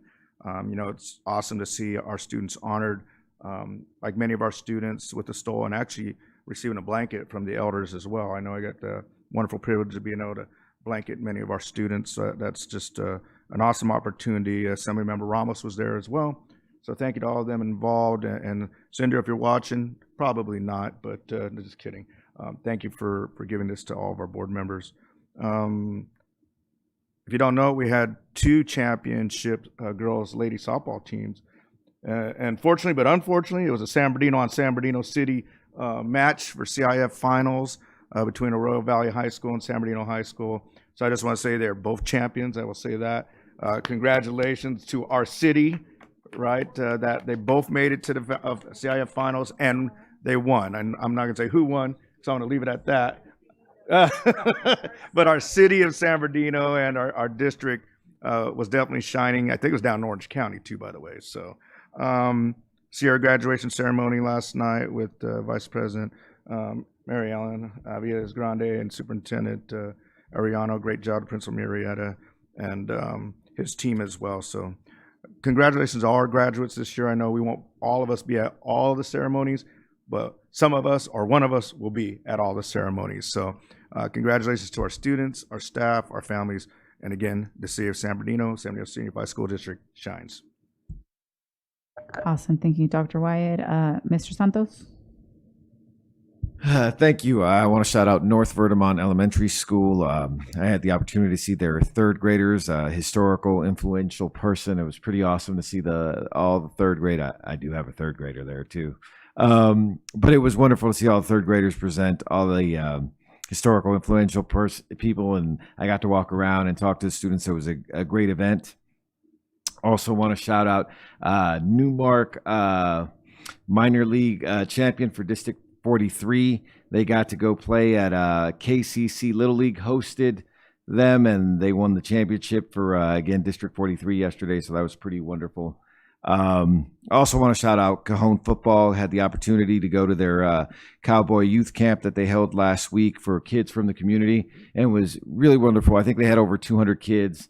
I'm not good at counting, but I think it was something like that. But it was a wonderful 2-hour event that the coaches, the high school football kids got to work with our younger students in the district, which I think was a great opportunity. And kind of to echo Mr. Tillman's words, it's great to see our community coming together and using that great facility. But again, because they made it free, they made it youth camp.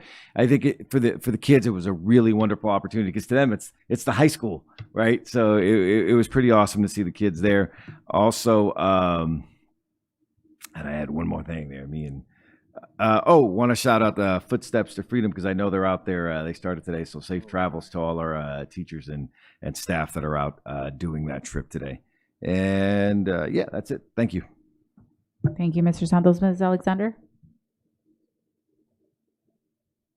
Okay, thank you. I would like to just say congratulations to all the graduates. And we have some amazing students. Attending the middle college graduation was amazing. Listening to the students, both the valedictorian and the salutatorian, they did a great job. And as Board Member Wyatt said, Dr. Wyatt said, we can't attend them all, but we're there in spirit, just super excited about just where our district's going. And when you hear these leaders speaking at the graduations, it's very impressive. I have one update related to one of my board comments about 6 weeks ago. So in result of Honey Cooper, who is going to Valley College and all the great work around that and the visibility we received, we also received some feedback about other students that had achieved certain achievements. Either they took on certification courses at a university or felt as if the parents felt as if their students weren't being highlighted. So in result of that, I did raise an idea that maybe we should create some type of portal on our website to allow parents or family members to submit accomplishments that their students have experienced. So and it has certain criteria that the communications team is working on, but I wanted to highlight it because Mary Rowan took that idea, worked with her team, and has developed a pilot in terms of the portal. And my understanding is that it will be launching soon, but just the very fact that now we will have some type of resource where people can highlight their students and their achievements, and then us as a board will receive information on whatever that achievement is based on those criteria. So there's more to be unpacked with that, but the key is that now we'll have a tool that families can utilize, and it will be on our website. It will be communicated through Parent Square, and most importantly, we're going to be able to capture even more excellence amongst our students. So I just wanted to share that, one, to the public, but also to the board members, to say that, the concerns were heard, and now our communications team has a tool out there for our community to use. Once it's launched, we'll all know when that date happens. So that's it. Thank you, Mrs. Alexander. And I'll just share a few of my own very quickly. I just wanted to say, thank you to Family Engagement, Dr. Beatriz, for another great parent volunteer celebration event. It's always nice to see how many parents,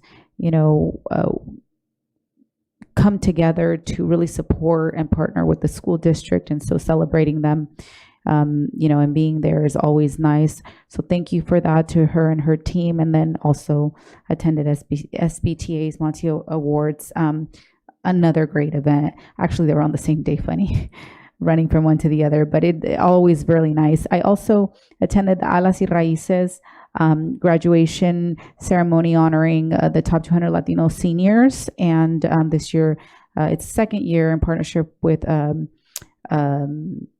Supervisor Baca Jr. And this year it was held at the San Bernardino Valley College campus. And so it was really, really nice. Wish more of us would have been there. And then also got a chance to go to Indian Springs, and I know Indian Springs High School, and I know a few of us were there as well. Ms. Medina, Ms. Aviles Grande, supporting their IBW electrical course, and so that's always really nice as well. Opening and sharing opportunities for students that otherwise would have never even taken a second look at, potentially that pathway or that career. So that was really nice to see as well. And then on that note, that Mrs. Alexander had brought up in, regards to the public comment that we received earlier. So it sounds like for the public comment that came earlier with regards to the concern of her grandchild, being recognized, I'm assuming that link would also be, accessible to, like, say, a grandparent like that. And so do we have an estimated time of like when that will get launched? Because maybe we can also reach out to that specific grandparent, and let her know that it's available when it becomes available. And then, that she's able to be provided the link as well. I don't want her to come and she never hears from anybody. And, so if we can get an estimate of maybe when that'll go live, and then ensuring that she receives an email or something, some correspondence with that information. And then there was something else that I wanted. I'm like, Mr. Santos. There's something else. I was writing everything down. Anyway, I think that's going to be it. I just want to say, I think this is the last board meeting that we have before, and then everybody goes on vacation, right? Is this our last board meeting? Everybody's out? Portland, Oregon. Yeah, schools. So this is our last board meeting, and then, while still school is in session. So anyway, with that being said, I want to say, have a great summer. Rest. The next one, everybody will be off for the summer. But anyway, have a great summer, everyone. Take a break, enjoy, refresh, all that good stuff, and we will see you. We'll be here, but we'll see you all next school year. And with that being said, I'll pass it on to Mr. Arellano. Thank you, President Ceballos. So I'm going to keep with the theme of gratitude as I try to be consistent and thank our translators and our school police for being here every Tuesday. Appreciate all of you. I too want to thank everybody across the district for just an amazing school year. Our principals, our teachers, our support staff, everyone at district office, the board. Once again, our synergy is powerful, and we're making great strides across the district in terms of student achievement. We are looking forward to seeing the new data coming in. Preliminary data is showing once again that our teachers are out there doing a great job, and our kids are achieving it at high rates each year. So just thank you, everybody, for everything that you do to change the trajectory of the lives of our kids across the district.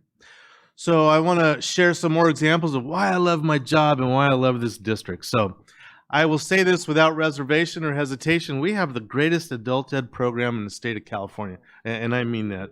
And so I want to thank everyone at Adult Ed. They had a wonderful ESL and citizenship program completion. You see us there, and just so happy to see so many people just meet their goals. Whatever their objective is, we have it there at the Adult Ed, and that was a great feeling to be there and see all the new citizens waving their American flag. And so Raul Pedraza and your team out there, thank you for all you do to make dreams come true for folks who want to start again in life. So next slide.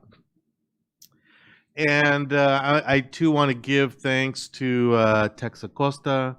I want to give thanks to Courtney Weber for helping us through the transition of Sindra retiring from the program. But we had a wonderful Native American graduation experience and dinner. James Ramos and his son and nephews were there to do the traditional bird songs, which is always a great addition to the program. And just a nice evening to celebrate the recognition of our Native American students. So yeah, and Cinder's pictures up there, and Scott's up there too, looking good. For the record, boss, she is watching. She just let me know. Oh, did she? Okay. Well, I said it there, and I'll say it here. You know, Sindra did a great job building a wonderful program, and we're looking forward to the person that's going to come in behind her to continue to build on her legacy. So, Sindra, if you're watching, we still appreciate you so much. Thank you. Next slide. And as was mentioned today, I had the opportunity to come and just say a few words at the last SLAC meeting of the year. But I just think it's an amazing opportunity that the board and the district gives our students to build leadership and to give them a voice in helping us solve critical concerns or issues, or even building the legacy, as was mentioned here, of future board members in the future. So I want to thank the board for allowing us to have this opportunity. And you know, you've gotten to meet some great kids that I think in 10 years, we may see them sitting in elected official seats either here or at city council or at board of supervisor. And it all started right here. Again, I talk about how we are changing the trajectory of kids' lives. So great job to all the kids in SLAC this year. Next slide. I want to thank Joe Baca Jr. And, you know, I thank him often because he does a lot with us and he supports us a lot. He invited me to be part of his community spotlight. He wanted me to share about the accomplishments that the district has gained over the last several years under your leadership as a board. So I just want to thank Joe Baca for always being a cheerleader for us, but also a supporter. He has funneled a lot of money from the county supervisor funds to help support our programs, whether it's a wellness center, whether it's lights at Pacuma, whether it's a playground at Vermont, whether it's a play station at Muscoy Elementary. He's really helping the kids in the district. So Supervisor Baca, thank you for your ongoing support. It's appreciated. Next slide. Going back to the greatest adult education program in the state of California, here's another example. Here are our barber apprenticeship graduation. This is always fun. And Dr. Washington, who is the teacher, he is so proud because he doesn't just teach them how to cut hair or how to do perms or how to tint the hair, but it's also how to run a business, how to put together a business plan, all the cautions behind financing and loans and money, and it's just an excellent program. So again, Raul Pedraza and your team, thank you for all you do for our community. Next slide. And again, Adult Ed, this is our Certified Nurse Assistant graduation. I always love attending these because you see kids who felt like there was nothing in life, and then suddenly, boom, they have a career. And so my statement to them, and I know Dr. Rodriguez shares the same, is don't let this be the last accomplishment in your life. We remind them, now that you've done this, you can be a RN, you can be a doctor, you can be a pharmacist, you can be an anesthesiologist. Don't stop here. You are brilliant. But again, Raul Pedraza, Adult Ed, great job. Next slide. And this is the Adult Ed graduation. This is my favorite graduation of the year because they always have the speakers that tell a story. In adult education, these are folks that are graduating from high school in their late 20s, 30s, 40s. In a couple of situations, we had people in their 60s. And you hear some of the real stories of people overcoming obstacles, whether it's abuse in the home, whether it's cancer, whether it's poverty, just amazing stories. And I just really am very proud of our district that we provide these second chances for our adult ed. So like I said, the best adult ed in the state of California. Next slide. And I do want to thank our SBTA colleagues, and always appreciate that they invite us to the Monte Awards, and Barbara, and before that, Ashley. Thank you for always inviting us, including us, making us feel like a team. It's one major reason why this district is doing so well, because we have that professional collaboration. But I just love this picture. I had to show the picture of us. Mr. Tillman left before we can sneak it, but we're going to AI you in, Mr. Tillman. But I just love that picture. It just has the energy, and I think it reflects the energy that we have going in this district. So it's one of my favorite pictures. So next slide. And to Family Engagement, I want to thank them for their annual volunteer tea. They do a really class act over at the Doubletree, and it's a way to thank all the parents who volunteered and helped our schools and help our kids. And so Dr. Rodriguez and Dr. Gonzalez, thank you guys for putting that together. It's a nice event, and the parents love it. They talk about it for weeks, so thank you for that. Next slide. And shout out to HR for, sometimes it's the little things. We talk about, we want to make sure we're an institution where we see you, we hear you, we value you, and we love you, even in the smallest things.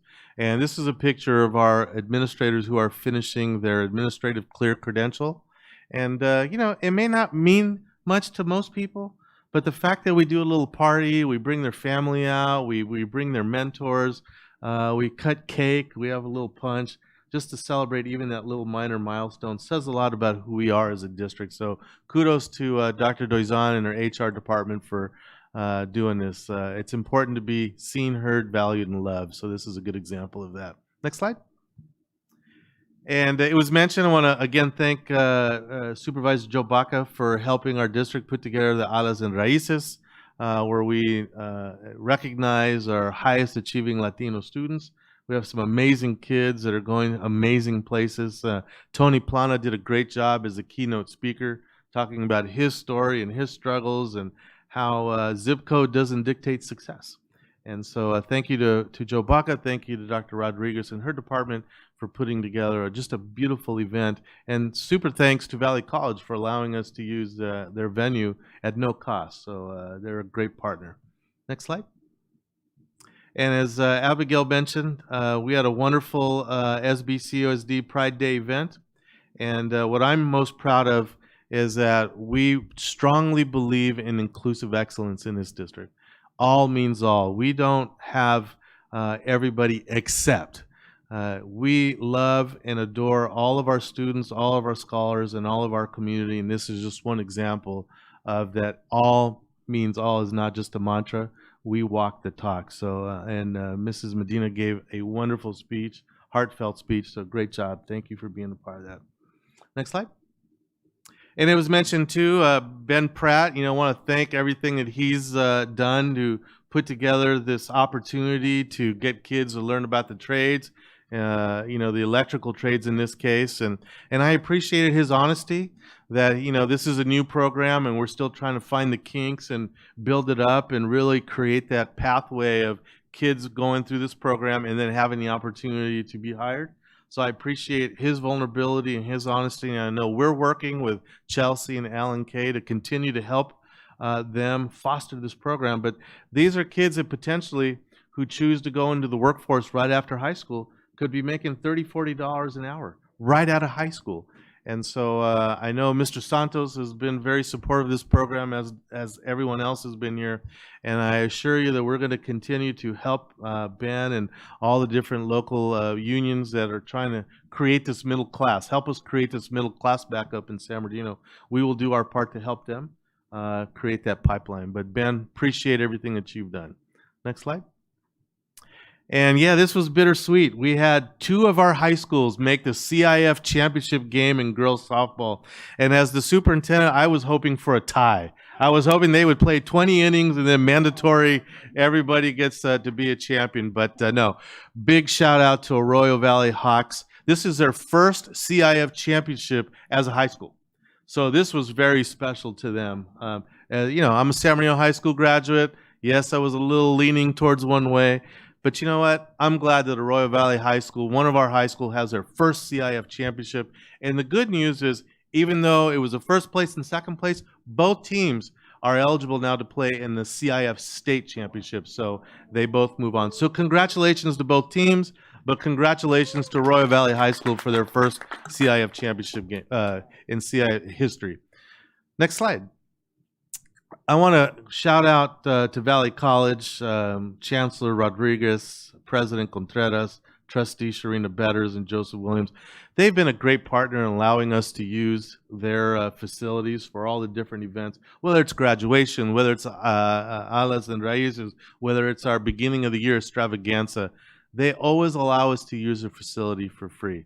But these next few slides is just to honor our classes of 2026. This was our middle college, high school graduation. As was mentioned, many of our graduates are earning not only their high school diploma, but their AAs, not just 1, not just 2, in some cases 3 AAs on top of their diploma. Amazing program. So congratulations to middle college. Next slide. Congratulations to our graduates at Virtual Academy School. I love that we have alternative learning experiences for our kids in this district. Not traditional high schools are not made for all kids. My daughter is one of those who does not attend a traditional high school. She attends a hybrid type high school, and she has a 3.5 GPA. That would have never happened in a general. So I know that those kids in those pictures this is exactly what they needed to get their brilliance out. So congratulations to Virtual Academy. Next slide.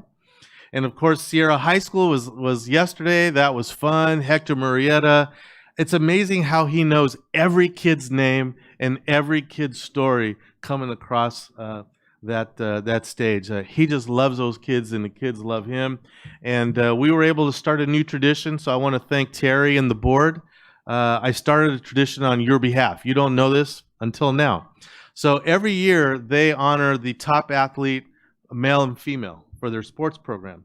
And they found some old Letterman jackets in a storage somewhere. And so for the first time, they issued the kids a Letterman jacket, the athlete of the year, male and female. So I told the teacher, from now on, we will do this every year. Because I knew Mr. Tillman would have made me do it anyway. So every year, not only will they get their plaque, but the male student of the year and female will receive a Sierra High School Letterman's jacket as part of that award moving forward. So Terry, thank you for agreeing to it after the fact. I appreciate that. Next slide. And the last slide I want to show, the reason I love working in this district, especially if you're homegrown like many of us are, is that you never know who you're going to come across at any given time. And Myra was sharing with me at the adult education that when we were on stage shaking people's hands, this young lady comes by, and she walked by, and Myra was a little teary-eyed. She goes, "That was my childhood friend. I hadn't seen her since we were in high school, didn't know what happened, and here she is crossing finish to finish line." So President Ceballos, this one's for you. This is why we're in this business, right? So next slide. And darn right, we're from San Bernardino. And that's all I have tonight. Thank you. Thank you. Thank you. Yes, that is correct. It was such a pleasant surprise. We locked eyes. She saw me, I saw her, and I called her name and I was like, it's you.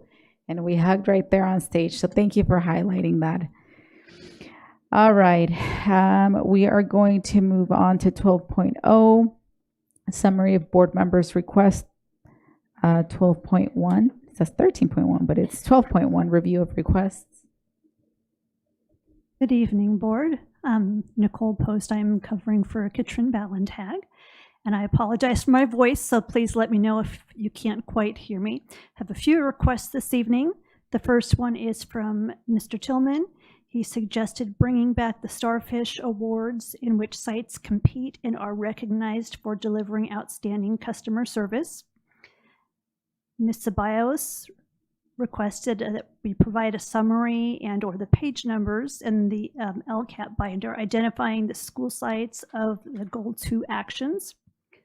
Ms. Abeles Grande requested that new teachers be provided with information during the New Teacher Academy about the point of contact and available resources for students with special needs.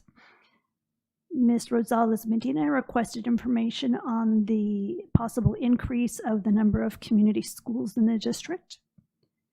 Ms. Abeles Grande requested a program review of the programs and curriculum for duplication and for possible duplication of and effectiveness of the services. Mr. Tillman requested that a sponsorship discussion for the Inland Empire Children's Book Project be agendized. Mr. Tillman requested that the district explore the possibility of extending free parking for site sporting events by continuing to allocate funds to the site.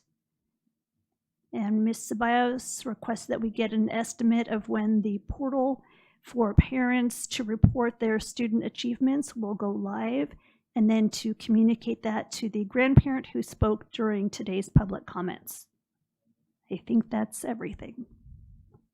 Awesome. Thank you so much. We're at 13.0 meeting adjournment, 13.1 in memoriam. The board would like to recognize and close the board meeting with a moment of silence in memory of district employee Rita Aguayo, who passed away on May 2nd, 2026. Ms. Aguayo served the district for nearly 16 years, beginning as a substitute recreational aide in 2009, before becoming a permanent cafeteria worker at Belvedere Elementary School in 2015. In 2017, she transferred to Rodriguez Elementary School, where she remained until her passing. Rita was kind, dependable, and always willing to help wherever needed. She built meaningful connections with students and staff, and her caring spirit left a lasting impact on their school community. She will be greatly missed, and her dedication and love for students will always be remembered. The board extends its deepest condolences to her family, colleagues, and friends, and we will now hold a moment of silence.